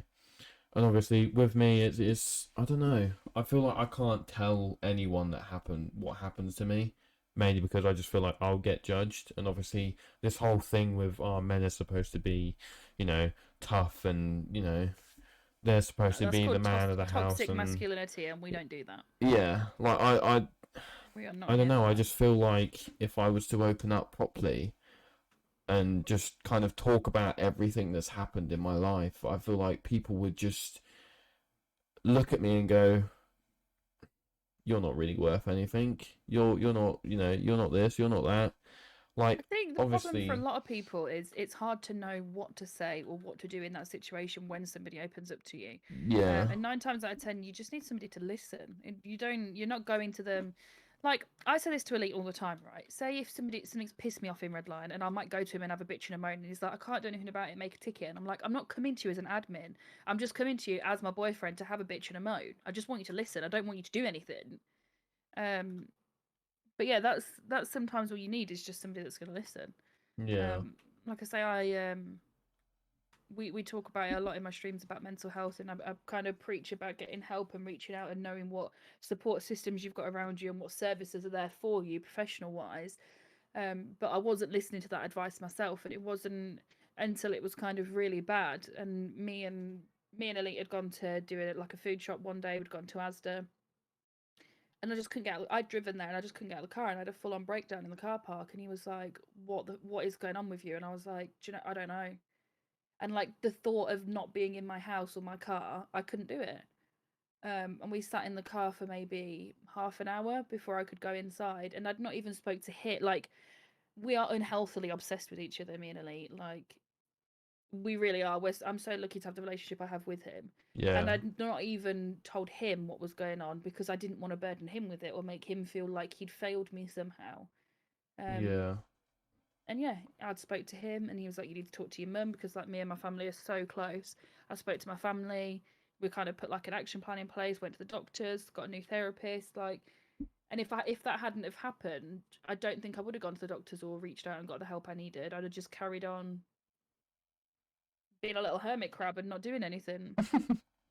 Yeah, yeah, I understand. Obviously, it is hard to open up to people, and obviously, when with me, I know I've said this quite a lot. With me, but I don't know. It is hard to open up to someone and just basically like, I've had times where I've been in my room and I've been so happy, and then all of a sudden I've just went and I've gone like really far down. And I'm listening to music that I shouldn't be, and and I think the only thing that actually gets me out of that feeling is playing games with people, and and Oh, I I'll don't say know. it now. Like, it's so Beckham is, most people know him as Luke from in Redline, but he is.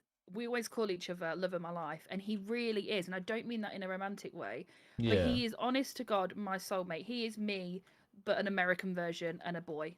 yeah, Like, but he is. From the minute we wake up, we'll be voice noting on WhatsApp. We'll be on the phone. We get online. We're in a Discord call. Like, we are together pretty much 24/7, and he is that person that no matter what it is, I can tell him, and there will be zero judgment. Like, not an ounce of judgment. He is so ride or die. And like, I don't know, he's just such a pure angel of a man. I love him so much with all my heart. But the only reason I know him is because in my Discord server, he applied for mod ages and ages ago. Um, and I looked at it and I was like, this dude's never even sent a message. Why is he applying for mod? Messaged him and was like, hey, get your activity up, and then we'll look at, if you're still interested in mod, but we can't have somebody who's not active. Um, so he got his activity up, got staff, didn't really know what he was doing with Discord, so I spent a lot of time like teaching him a load of stuff, and we've literally been inseparable ever since. And that's from a game. Like, that's just from the online world. He was just a fan of Elites. Um, but yeah, it's crazy how people can mean so much when you've never even met them and be such a support to you. yeah, definitely. Yeah. Well, there is people that will be there for you like the whole way through. Hmm. Like I get that. There will be people that are there like constantly for you, and you have people that are constantly helping you out every way they can. And obviously you said obviously that it got really bad for you, and obviously Hmm. mental health isn't really something to like joke about. It is a real thing, and people do get it. And some people struggle more than others, and obviously some people know how to control it and kind of how to work around it. But obviously people that don't, they don't. Some people don't get that kind of help. Obviously, No. I the first time I actually opened up, It was to my neighbor that we're actually are like we me and the neighbors, we're really we're really close friends. Like my family are with them, and like they're with our family, and we basically Hmm. we when we have parties we take the fences down, like one of the fence panels down, and like Hmm. we can go between two houses. We've had holidays with them. We went to Egypt with them. The guy that lives next door, his name's Jamie. He's obviously he's helped me with my PC. He's a PC enthusiast. He knows how to build them and fix them if they've got viruses on them, and and he didn't charge me that much. He literally, to build my PC, obviously he kind of showed me what to do and how to do it. To do that, he literally asked if he could borrow my PS5 for 2 days. Yeah. But yeah, I'm going a bit off track, but yeah. So we're obviously, me and the neighbors are really close, and Hmm. the wife, obviously her name's Zoe, and then you've got Jamie, and then you've got Anae, which is obviously the girl that I used to go to school with. Hmm. I told Zoe how I was feeling and what was going through my head and what was going on, and she turned around and was like, well, "You need to get help." And obviously, I was sat there like, "What? I can't. I physically, if I try to go into the office and tell this person how I actually feel, I'm not going to be able to walk through the door." Like there's been times where I've been laid in bed and I've just started shaking, and I just, like, I couldn't move. It was like it was like someone had just shot me or like broken my limbs and just like left me there, and I'm just laid there going, what's going on? Like I couldn't sit up, I couldn't, I couldn't do anything. I just felt like I was. It felt like someone had a gun to my head and was just like, "You're not moving at all." It was just like I was laid there, and obviously, there's. I turned around to her and I was like, I'm trying, you know, I'm telling her these things, Yeah. and she's like, "Well, you need to get help. Do you want me to like help you get help?" And I basically just turned around to her and I was like, "No." And ever since then, it's just I've basically been doing this on my own. It's just a like thing that I've kind of built up. Like I with me, I Is that bottle because you feel things like up. it's like weak to get help, or that there's shame in help, or? Yeah, I feel like that I will get judged, and obviously, I was always the person that was like, "Oh, if you need help, go to him. He'll help you out." Like I'm the person that people go to when they need help. Like I've had neighbors come up to me and say, "I need help doing this," or "My farm needs this doing. Do you know anyone that can do it?" Or "My farm needs this," or stuff like that. You can tell that I live in the countryside. Hmm. But yeah, obviously, I've had neighbors come round and ask me, "Oh, can you do this? Oh, can you do that? Can you do this? Can you do that?" And obviously, I've been the go-to person to ask for help. But I feel like if I went out and said I need help, they'll be like, "Oh, well, you're not who I thought you was. I don't want any help from you anymore." Like, But help I, doesn't. Sorry, help doesn't have to be somebody you know. yeah, Like, help can just be ringing your doctor and just saying, I'm struggling with my mental health and I don't know what to do about it. That's literally all I did. Well, I didn't, it wasn't even me who rang my doctors. Elite rang them for me because my thing was, how do I know how much to tell the receptionist and what am I going to say and what do I ask for when I ring them? Like, I don't want to go into loads of detail and then her be like, okay, I'm not a doctor. She'd like, I just didn't want that awkward conversation. yeah, So literally, Elite rang them and was like, "I'm just ringing on behalf of my partner." Gave him my details, obviously, and was like, "She's just really struggling with her mental health at the moment, and she needs some help. You've got to ask for help to get help." yeah, Um, and they were like, "Okay, we're really sorry to hear that." Obviously, they have to do like safeguarding things and just confirm like, is she in immediate danger right now? Is she thinking of harming herself or anybody else? And he was yeah. like, "Nope, she's fine. She's with me. You're like, I'm not going anywhere." And within 40 minutes, I'd got a call back from a GP. Oh, and they basically just said, "Oh, Yep. Yeah, got a call from a doctor. I was on the phone to a doctor. Got a referral to um, Talking Points, who's the referral, like the mental health clinic in the area where I live. Started on CBT, started on medication. Picked my meds up the next day because it was like afternoon that day when they didn't have time to get like everything to get them ordered in and sorted for me. Yeah. So I started like basically happy pills. Um, the following morning, Ellie went and picked him up for me. Yeah. And then I had a call the same day from a therapist who got me all booked in and got a plan put in place and did a risk assessment and yeah. Well, okay, And so it felt it's so normal. It wasn't like as soon as I'd started it, it just felt normal.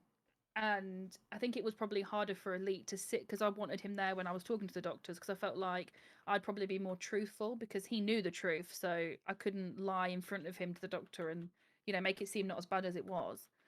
yeah. But I think it was probably harder for him to sit and listen to me talk about, the things that I was thinking about or how I was feeling. To hear me Yeah. actually say those things was hard. I And I bet know it my was. mum really struggled because I live 2 hours away from her now. I've always Yeah. lived at home or near home, and now suddenly I'm 2 hours away and I'm on the phone to her in tears every day and can't do anything. And she's like, I've got work, I can't be there.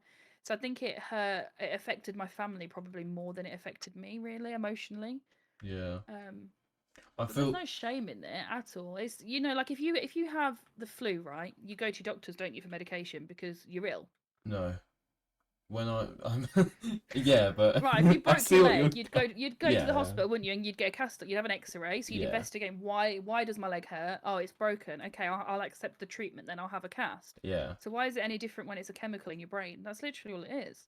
Just break it down. Of okay, my brain doesn't feel right. I need to go and speak to a doctor to find out why. Are they going to give me medication? Maybe, or they might just give me some kind of therapy. They might do both. Um, Yeah. I But just it's not like I know a lot of people talk about it's weak and it's like no, it's literally an illness. It's not a choice. It's not that you allow it to happen. It's an illness. There's nothing you can do about how your brain processes chemicals. yeah. Obviously, like for me, I find that I bottle things up way too much, and I feel like that I bottle it up, and then I don't actually realize that it's gonna Mhm. end worse than what it did the first time. Yeah. Like I remember,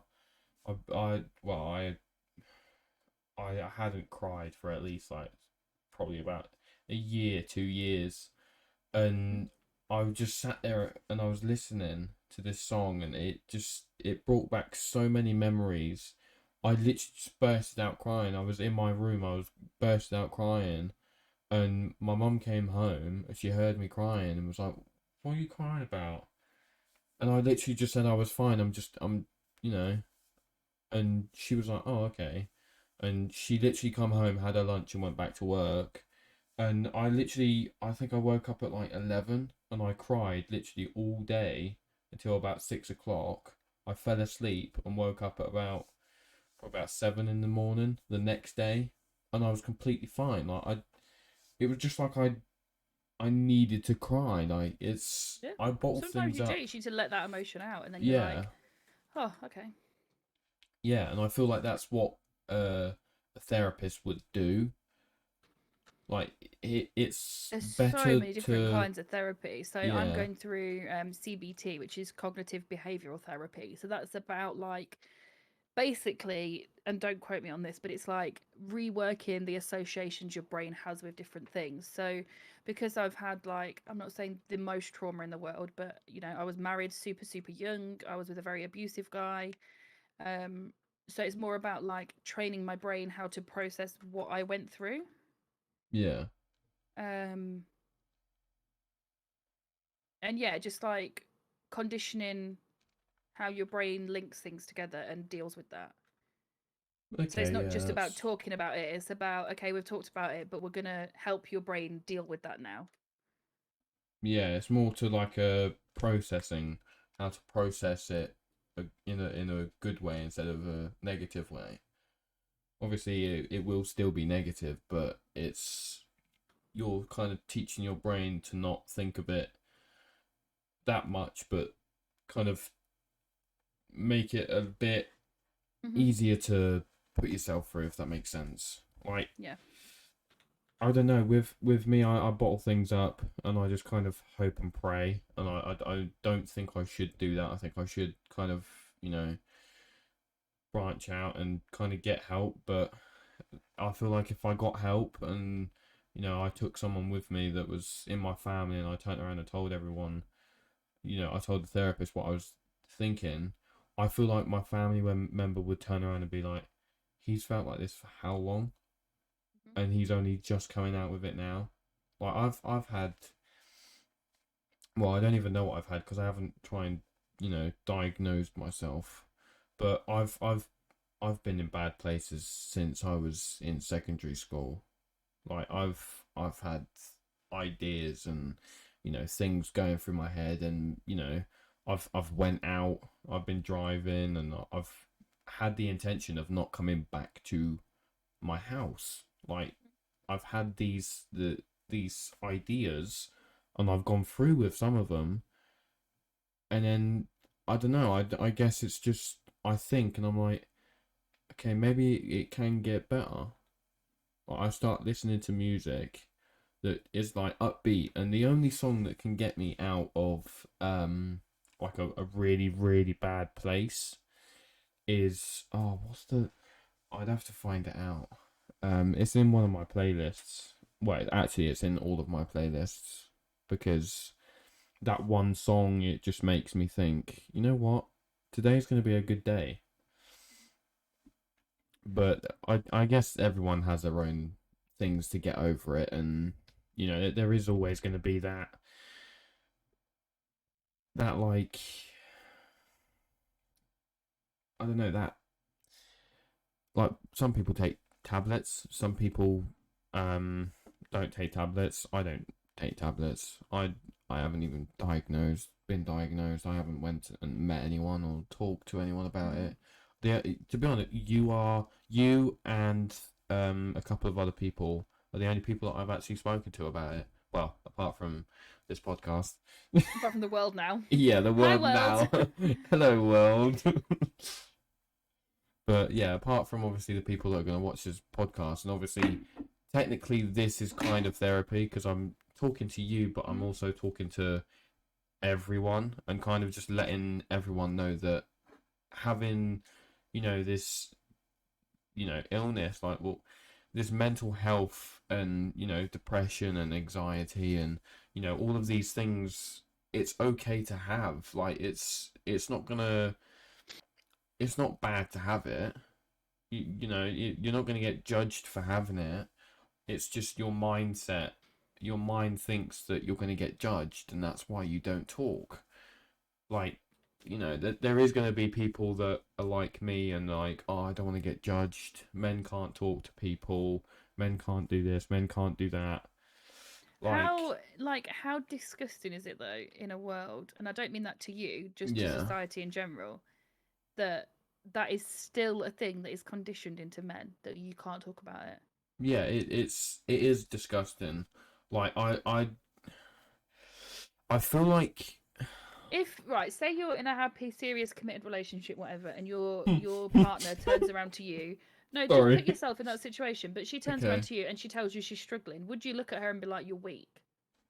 No, of No. course you wouldn't. You just want to I support would, her. So why yeah, why does it make a difference if it's the other way around? Like, fucking hell, Elite's been through some shit in his life, and we talk about it, and we'll sit and we'll cry together, or we'll laugh, and he's not the most emotional man in the world when it comes to it, and he's a bit.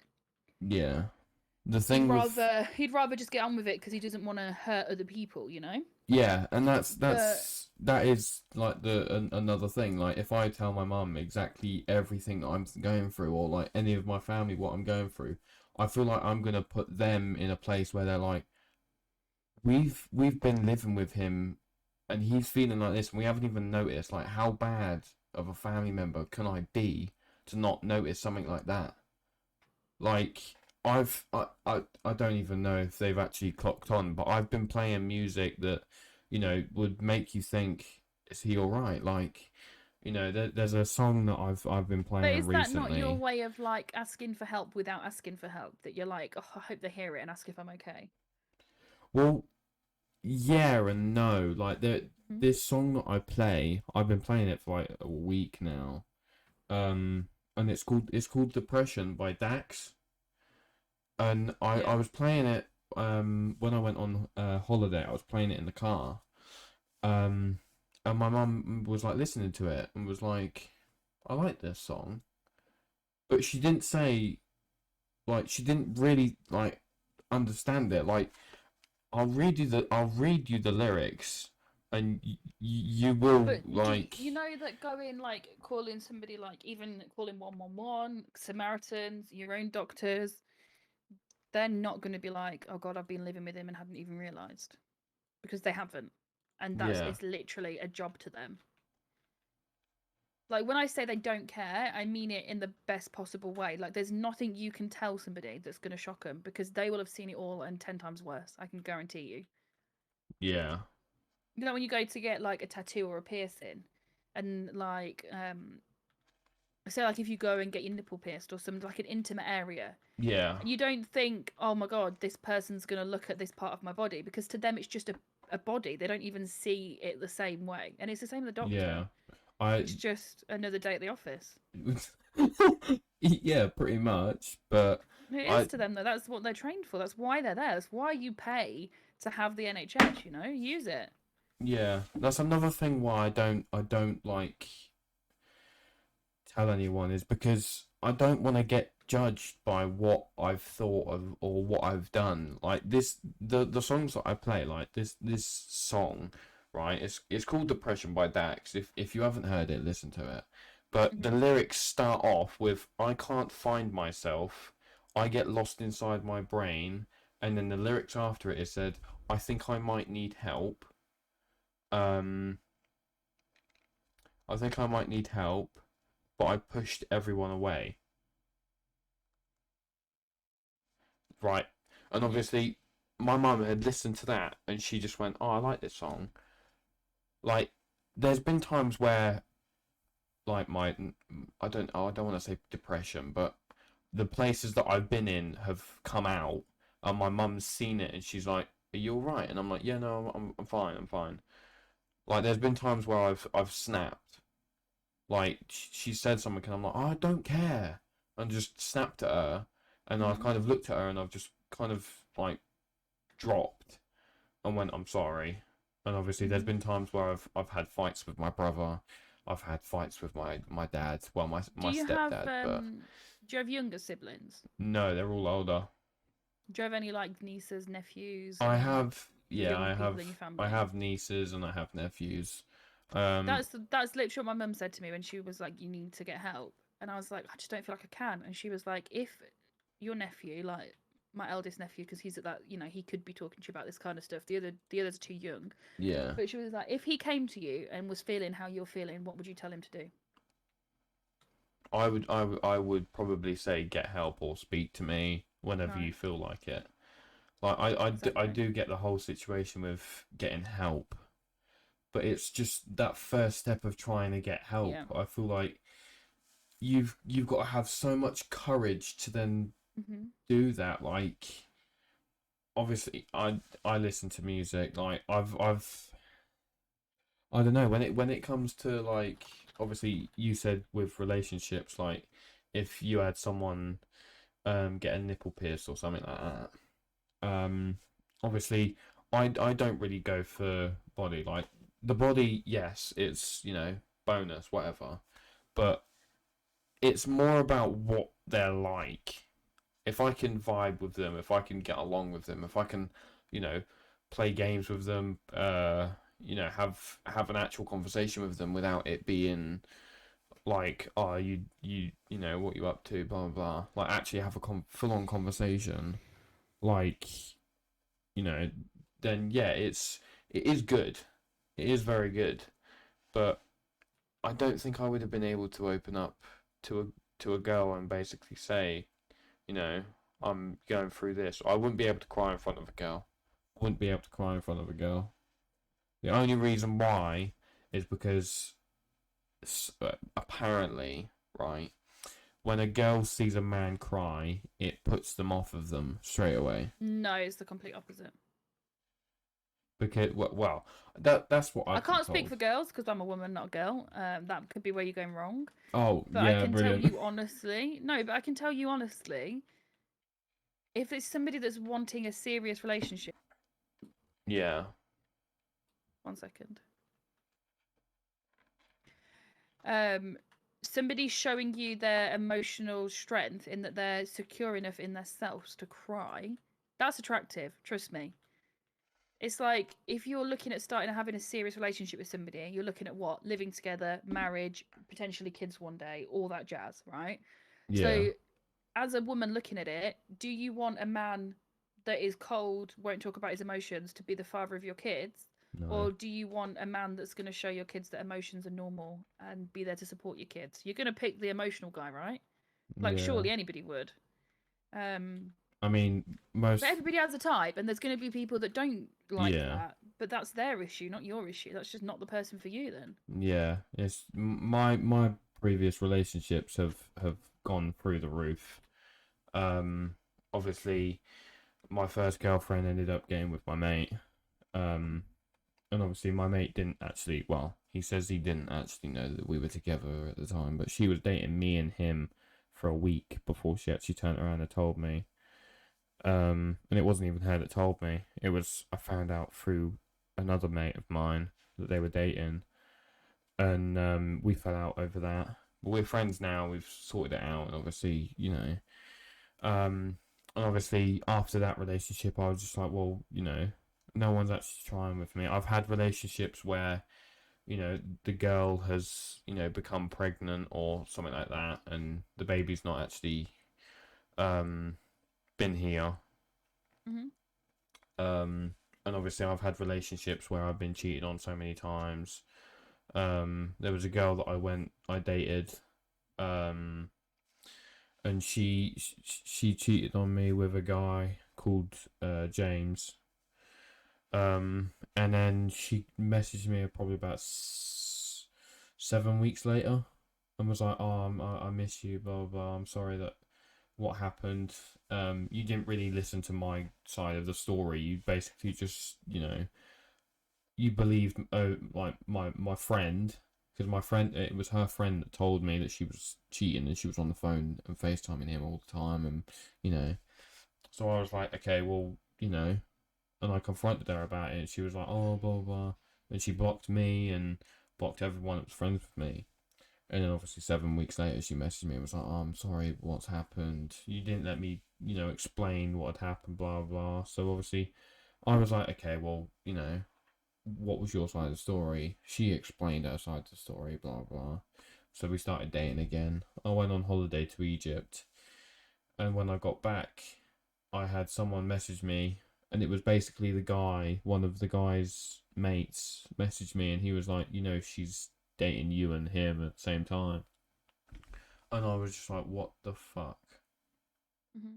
I literally spent 150 quid to go and see her. Like that £150 was there and back. Like it was,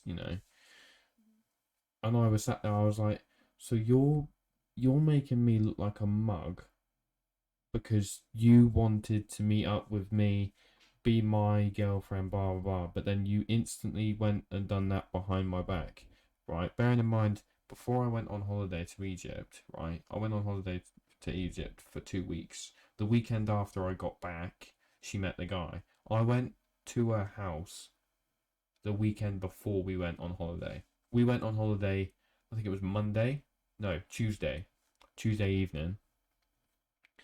I got back from hers on Monday morning. So it wasn't even 2 weeks after we like met up that she Hmm. went and started seeing that other guy. And I was like, what? Like, why are girls really like this? And obviously, Some are, yeah. yeah, but then so are men.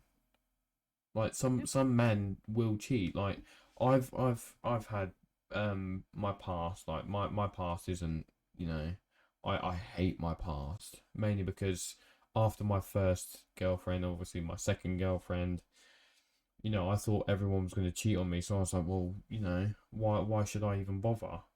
I started dating this girl, started dating her for like a year, and it got to like a week before our anniversary, and I spent so much money on her. And it wasn't that I cheated; it was the fact that I was messaging someone, but the girl that I was messaging was actually a family friend, and I was completely pissed. Obviously, there's no excuse, but obviously, I I admit I fucked up, and obviously that was the only time that I've cheated, and I haven't cheated since, and that was what 4 years ago. Well, I was like 17, just turned 18. I was, well, no, I was working at, yeah, so it was probably about 17. I just turned 17, and it was like, you know, um, obviously, she was like, right, I'm not gonna be with you, blah blah blah, and we kind of went our separate ways, and obviously, she's the first girlfriend that actually tried with me. She was constantly there. She was constantly helping me. It was literally like I had just like met my soulmate, but I fucked it up because I thought that she was going to do the exact same as everyone else. So obviously, in my head, I was like, well, I fucked this one up. So I was like, okay, so maybe the next girl will actually try. And it just basically went back to them cheating on me, and obviously the last girlfriend that I had, I basically, well, I fucked it up. I basically said I don't want a relationship with you. Um, I need to kind of sort myself out, because this was when I was going into my space of, starting to think that it's better off to be alone, or it's better off not to be here. And I was starting to get in that mindset, so I was like, you know what, no, I'm gonna push through this. I'm gonna go to the gym. I'm gonna get my body back to the way it was, or better. And I started doing that, and obviously, and then and then I started talking to someone from Redline, or I say talking, it was more of conversations, and um and she was really nice. She floats about every now and then when I'm not expecting it. I would be like, oh, what is she doing? I wonder what she's doing. But yeah, I haven't seen her for a while, to be fair. I messaged her today and asked her what she was doing, and she was like, oh, I'm just not on Redline at the minute. But yeah, so obviously that happened. So obviously I'm not gonna break up someone's relationship to date someone. Like, I'm not gonna be that rude and horrible. That's just mean. Like, if it don't work out and they're not, they break up on their own accord, then I won't be the type of person that runs in straight away and is like, I'll be there for them, but I won't, I mean, I don't know if you actually know who I'm going on about, but you might. I don't know. I don't know if she speaks to you about it, but Yeah. yeah. What, you might know, or you? Oh, I know everything. Oh, brilliant. It's just how it is. Chloe knows all. Chloe knows everything. I see everything. But yeah, it's obviously, I don't know if there was that chance, that off chance. There's not 1 second that I would take. There's not 1 second that I wouldn't take that chance. Mainly because I know that the person that she is, she wouldn't do that, and it would last for forever. Like that's one of the relationships that I would actually constantly try. It'd be every morning, good morning, every night, good night, every day, her birthday, flowers, every day, every time. Her birthday is flowers. Christmas is, £600, £700 spent on her, and then the odd occasion between Christmas and her birthday, and then her birthday and Christmas, she'd get like a bunch of flowers just sent to her house, like I'm I would say I'm romantic, but I don't want to seem like I'm labeling myself as romantic. You know, when people say, "Oh, I'm romantic, I do this and do that," I don't want to put myself into that position. But I've been told that I'm romantic mainly because I do all of this stuff. Like the first girlfriend I had, obviously, I mentioned that I had money, and you know, I don't really want to boast that I had money because I had money. Had is a very common word. A very good word that I no longer use now. But yeah, I had money. So obviously, I was dating this girl, so I was like, oh, well, I'll buy a ring, you know. And me being me, I walk into it and I go, oh, I want that one. I like that one. He turns around and goes, all right, that'll be 2,700. 2,762. And I'm sat there and I'm like, yep, I'll buy that. Little did I know it would be sat in my wardrobe to this day. I've got Pandora fucking necklace. I've got a ring. I've got so much jewelry that I've bought for people, thinking that you know they'll like it and you know they might enjoy it or whatever. And I just don't see the point in why I have it. Like I'm just thinking of like maybe do I sell it? Do I, you know, and do I take it back to the jewelers and see if I can get more money? Like what are we going for here? But I've just I don't know. I think it's just the fact that I have memories with them, and it's just like it's. I want to say it's like trophies of how many times I've got away from someone that's not mine. If that makes sense. Like it's Yeah. trophies of how many times I've got away from someone that isn't right for me. Obviously, time will always tell with relationships. Like, you know, if people are struggling in relationships, it just takes time. Like, I'm not looking for anything, you know. I'm not gonna go around like, yes, I'm on Tinder. Okay. I'm on Tinder, yes, I get that, 100%. But I'm not gonna sit around and basically be like, oh, you know, I really want to get a girlfriend. Do you want to be mine? Do you want to do this? Do you want to do this? Do you want to do this? I'm not going to sit there and just kind of ask everyone, you know. It will be, you know, if I feel like I like them, like I can tell if I like them by, you know, a voice. Like this girl that was from Redline. I drove past her and she was talking. I was like, hold on a minute. And obviously I got introduced to her and I was talking with her and we were just talking and I was just sat there. I was like, do you know what, she's actually like nice. And Mhm. I hadn't even seen a picture of her until what, like a month ago. Yeah. And I was like, holy shit, I've basically, oh, I don't want to say fallen in love, I basically got feelings for someone without even seeing them. Mhm. And after seeing them, I was like, holy shit, I'm actually, you know. And obviously, she's said that, you know, I'm not bad looking. I mean, I don't know if that's just her being nice, but she said I'm not bad looking. So obviously, I'm like in my head, okay, so maybe this could be something that happens. And then obviously I found out that she had a boyfriend. And I was like, well, that sucks. That just sucks balls. And it was kind of just like a, well, I'm not just gonna leave her just because I can't be with her.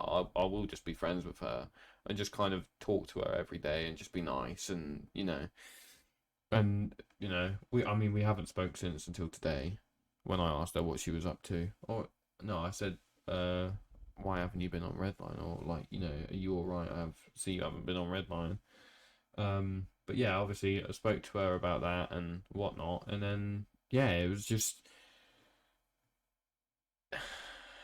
I don't know. I don't know if it would go any further than that, but right now, if it was to go any further, I would want it to be slow so that it wasn't rushed into and nothing got, Mhm.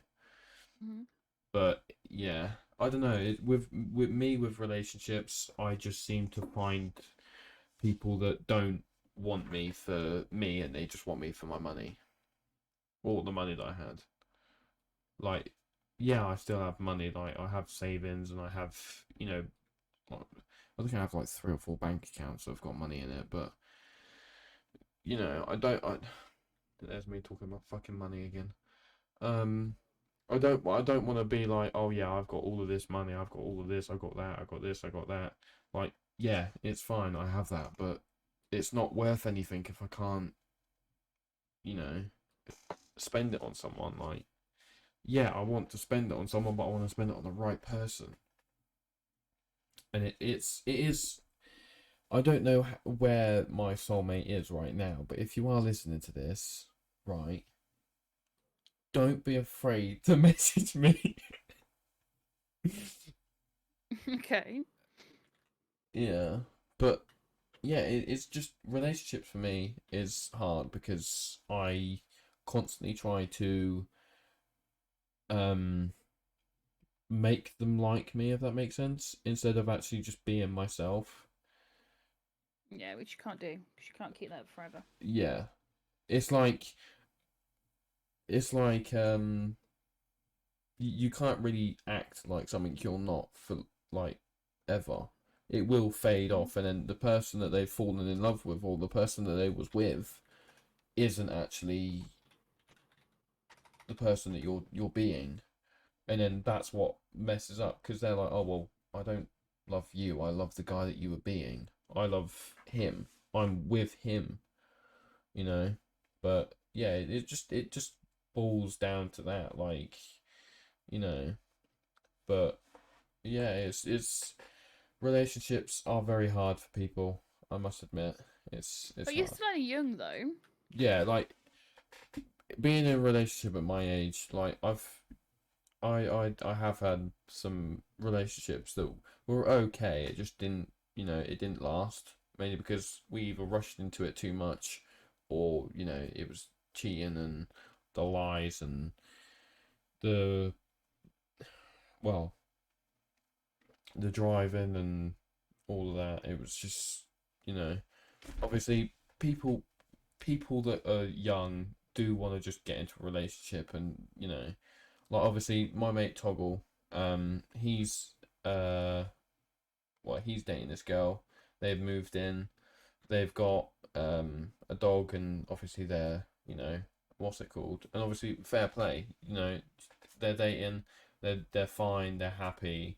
They're all lovey dovey. It makes me feel like shit because I'm sat in the passenger or like the back seat of a car, and they're just sat there like, oh, all lovey dovey, and I'm like, yay, I can't wait to find mine. But yeah, like it does get to that point, but at the end of the day, you will find someone. It's just it's got to be the right time, you know. But yeah, some people rush into it too much and it fucks them up in the end. But yeah, it is odd, yeah. But yeah, but yeah. Is there any is I think we've actually covered. Well, we've covered quite a lot, to be fair. We have everything. Oh, yeah, it's been 2 hours and 20 minutes. I'm starving as well. Ali keeps messaging me and he's like, "Is tea gonna be ready soon?" I'm like, "I haven't even started it yet. Haven't even started it. I'm busy." I'm busy. Is he? I did make 30k in Redline whilst we were doing this though. I'm not gonna lie. How? I was selling parts to the Harmony for their engines. Oh, wait. How do you get a part? No, I don't. I don't want to know. See. I'm working. I'm leveling up. Yeah. I remember. But yeah, this will depending on what happens. I might even put this up a bit sooner. I might put it up on Sunday, or I might put it up. I might put it up tomorrow. and then yeah, I'll sort something out. But yeah, it has been a pleasure to have you on this podcast. Yes, thank you for having me. It's no worries, no worries. There will be more times, uh, more people joining the podcast at some point in the future. There will be more. Don't worry, this isn't the last one. Hopefully, one day, probably when I'm like 60 years old, we will get either Elite or Alanip on here. Probably not Alanip, but maybe Elite. Alanip will probably just talk to me and just be like, what's going on? What are you doing? Good luck finding time for Alanup's the biggest thing. Yeah, Alanip has got no time whatsoever. Mm. That's another thing with YouTube. YouTube, there is so much time that you have to do YouTube, like the editing, the social media, the recording itself. Like you have to record like what 4 hours to get good content to then cut it down into a 15-minute video. Like I think that's what messes me up because I don't That's the edit. thing I don't like about videos is because whenever I do them, I feel like it's almost staged.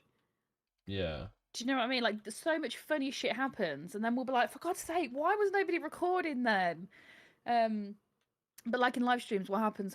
You know, people see it and they think it's funny, and that's Yeah. it. But yeah, like when we did back in V2 when you had perms and stuff, and a couple of the videos I'd done for perms, I don't know, it just felt so like. It felt staged. There was a lot Yeah, of like you have an idea in your head of what you kind of want to do. Not necessarily step by step, but you know where your end goal is. Like if you want to go and rob every bank, or you know you want to whatever you want to do, you kind of yeah. have an idea because you obviously you know you've got to have that idea to be able to apply for a perm and to get it all put through. So yeah, I don't know. It just always felt a bit awkward to me and a bit.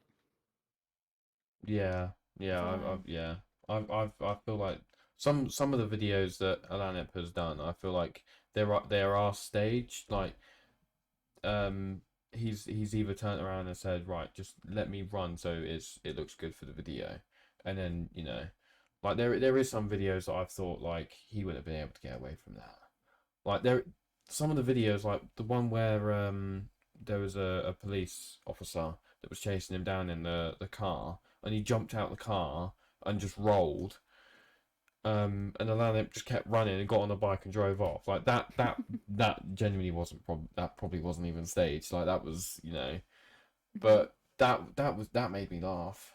That made me laugh. I've watched a couple of his videos. Obviously, I've tried different servers. So obviously, I'm in Redline. Obviously, I've got to do an interview for DOJ. Department of Justice. Mhm. Like Polecat and that. Um, Yep. I've applied for that, and I've got to do an interview. I've got to do an interview for PGN, Mhm. Pro Gamer Network. Yep. Um, but yeah, I've got interviews for all of these things that I actually haven't done yet. Like I got accepted for DOJ, I think it was about a month ago. Oh well, no, it was it was just the month that's gone past. It was like the 27th, 28th that I got accepted, and I was like, all right, well, I won't be here for the next couple of weeks.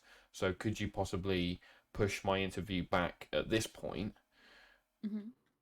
And he was like, yeah, that's fine, that's fine. And it was actually Ryan that I spoke to, and he was like, right, I'll blah blah blah. I'll sort it out for you, and I'll make sure that no one removes you because you only have like I think it was like a couple weeks before they kick you off completely, and you have to reapply and redo this, and it's a shit show. But yeah, it's all based down to him saying like, oh yeah, I'll help you out, blah blah blah. But yeah, it's YouTube takes time. Mhm. You have to record so much, edit, and but yeah, it should YouTube is good. YouTube is good. YouTube is good, but Yeah, we're gonna try and well, I'm gonna try, not we. I'm gonna try and get some people to well, do their interview. Well, it's not really an interview; it's just talking, really, isn't Just it? have a conversation. Yeah. But yeah, obviously we've got Tesco meal deal. Hmm. I'm hopefully gonna try and get Knight on here. Yep. Get him talking. I'm gonna try and get Toggle.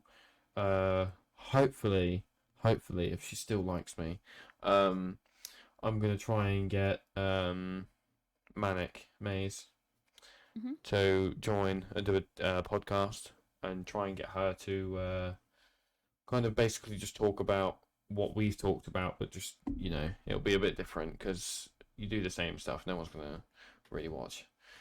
I mean, they will, but it'll be I don't know, it'll be different. And then I'm gonna try and get some other people that are, I'm getting people that are, semi small but not too small to like, come on and So obviously I've got Fatal, I've got Tesco Meal Deal, and then I've got Toggle, and then obviously you're gonna be the first podcast Hmm. to go up, and then obviously, you know. I'm basically just explaining what's happening. So obviously, that we've got people coming, and obviously I've got interviews with other people, and I actually got asked to do a podcast with someone, and I had to turn around and say, well, I can't because I'm doing my own podcast, and he was like, oh no, okay, that's fine. I was like, sorry. But yeah, I want to find someone that can sit with me and basically just talk to them and have that conversation with them because I feel like if you do it with just one person, Hmm. you're kind of figuring out what to say at the same time as asking questions. Yeah. Whereas Yeah. No. someone could be listening and then have a question straight to answer, and then they've asked that question, and then you have a ask like a question that comes up. Whereas if you're just on your own, it's like shit. What do I ask? Shit. There we go. What car do you drive? But yeah, it's yeah. I mean, this podcast is gonna be longer than the rest because I mean we've been talking for 2.5 hours. Like it's not. This isn't gonna be a short one. I might have to break it up into two parts. I don't think anyone's gonna. I don't think anyone's gonna sit there for 2.5 hours straight and listen. Hey, you'd be surprised. On the launch of E3, I had like over 1,000 people watching my live, and I was just sat playing Spider Solitaire on my computer for like 6 hours. Oh really? Oh Yeah, shit. Fair just waiting enough. for it to launch because everyone was just so excited. And obviously, we didn't have a time, did we? So we're all just waiting. Yeah, that's fair enough. Um, That's fair enough. but But yeah. yeah, it's been a pleasure having you on the podcast. Yeah. Um, is there any feedback you want to give me? How shit I was. No, you did great. Yeah, thank you, thank you, thank you, thank you. But yeah, thank you for joining the podcast. But as I said, there's gonna be people coming on. So obviously you will get to see Mhm. more of us. Yeah, I'm excited for you. Let's see where it goes. Well, it's gonna be the first, but it won't be the last. Anyway, thank you guys for watching and tuning in to the podcast. I hope you had a good time. I hope you had a chill day. Good night, whatever time it is for you. I hope you had a good night, good day, good morning, good evening. You know what? Jim Carrey said, "If I don't see you, good afternoon, good evening, and good night." That's the one. But yeah, thank you guys for watching and thank you guys for tuning in. I will see you in a bit. Peace.